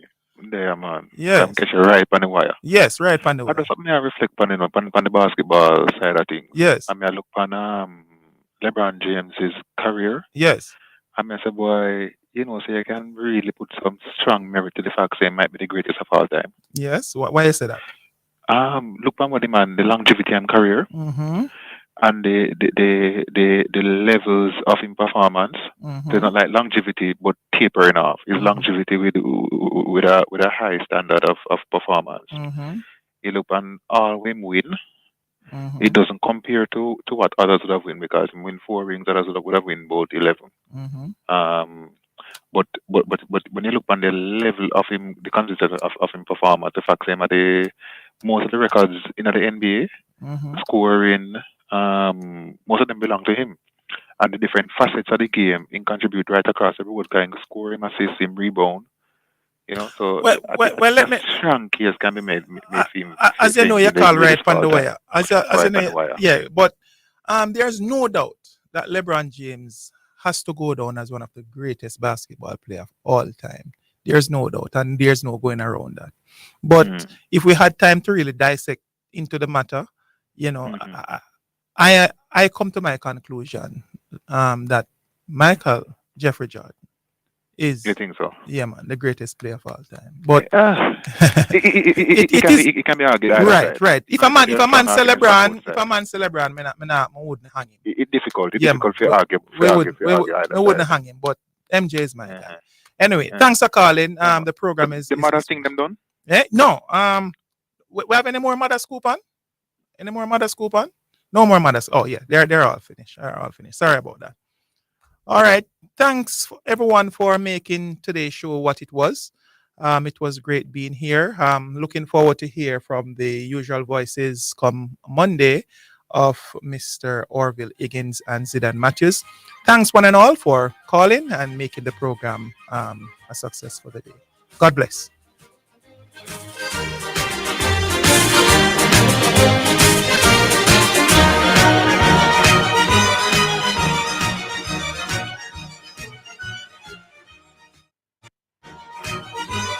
That's the Sports Desk for today. Remember to tune in and participate on the Sports Desk Mondays through to Fridays, 1 to 4 p.m.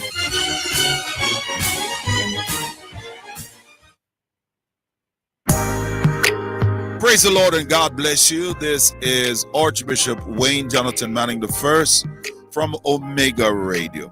We'd like to inform the listening audience that effective immediately, KLAS Radio is officially Omega Radio now. You are listening to Omega